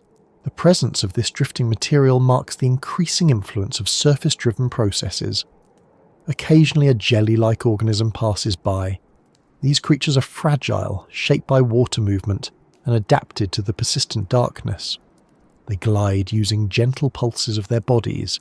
Some carry faint lines of bioluminescent dots. Others remain entirely transparent, detectable only when they move through the lights. Their appearance marks the shift toward regions where gelatinous organisms become more common. Their energy needs remain low, supported by feeding on particles or capturing small drifting prey. The upward journey continues at a steady pace. The pressure decreases, though not dramatically. The environment feels slightly more open. The seafloor recedes from view, replaced by open water filled with drifting particles and occasional animals. The change encourages a slower state of mind, mirroring the way organisms move through this zone, without rushing, without sudden action, simply adjusting to the currents that guide them through the space. Even though the pool is now far below, the memory of its structured landscape remains clear. The contrast between the controlled, fragile balance around the brine and the wider openness in these layers highlights how varied deep-sea environments can be. One area depends on intense chemical gradients, another depends on slow rain from above, another on interactions between mid-water organisms. All of these layers form a continuous environment that supports life in different ways. The deeper scenes begin to feel distant, as if they belong to another part of the ocean entirely, even though they exist only a short distance below. The pressure, the dark, and the slow pace remain unchanged, but the character of the place shifts. The lack of chemical tension encourages a steady calm that grows as the submersible moves higher. The lights reveal fewer sharp structures and more open space. The water seems softer, filled with gentle drift rather than defined boundaries. A few more minutes pass and the surroundings settle into a rhythm of motion. Particles drifting downward, animals gliding along, faint signals from distant organisms. If the journey earlier felt centered on structure and contrast, this part feels centered on continuity. Everything floats according to patterns shaped by currents and gravity. Time feels slower. Even the instruments seem to tick more quietly. This part of the journey invites stillness. The view encourages the mind to settle into the same pace as the drifting particles. The sense of depth remains strong, but the tension has faded. What's left is a long stretch of quiet movement, where each moment blends into the next without demanding attention or urgency. Slowly, the submersible begins to rise a little more, not to break the connection with the deep, but to follow the path toward the surface layers. The water continues to lighten slightly, not from sunlight, but from the increasing presence of organisms that reflect or emit faint glows. The shift feels gentle, almost like drifting upward through layers of soft air. As the journey nears its final stretch, the scenes of the brine pool feel like something held deep in memory, distant but vivid. Every part of the ascent has been shaped by the quiet continuity of the deep ocean. Nothing rushes, nothing breaks the calm, and as the submersible continues rising, the gentle shift in surrounding life forms and drifting material creates a natural rhythm that matches the feeling of settling into rest. Even without leaving the darkness, the sense of climbing toward openness becomes clearer with each passing moment. The deep, quiet water encourages the same kind of gradual exhale that comes when the mind reaches a comfortable state. And although the journey continues upward, there is no need for a sharp ending. The movement will go on, the surroundings will keep shifting, and the calm that has settled around the last stretch remains steady, leading naturally into whatever comes next above, as the ride continues toward quieter waters and the steady drift that carries the final moments of the exploration.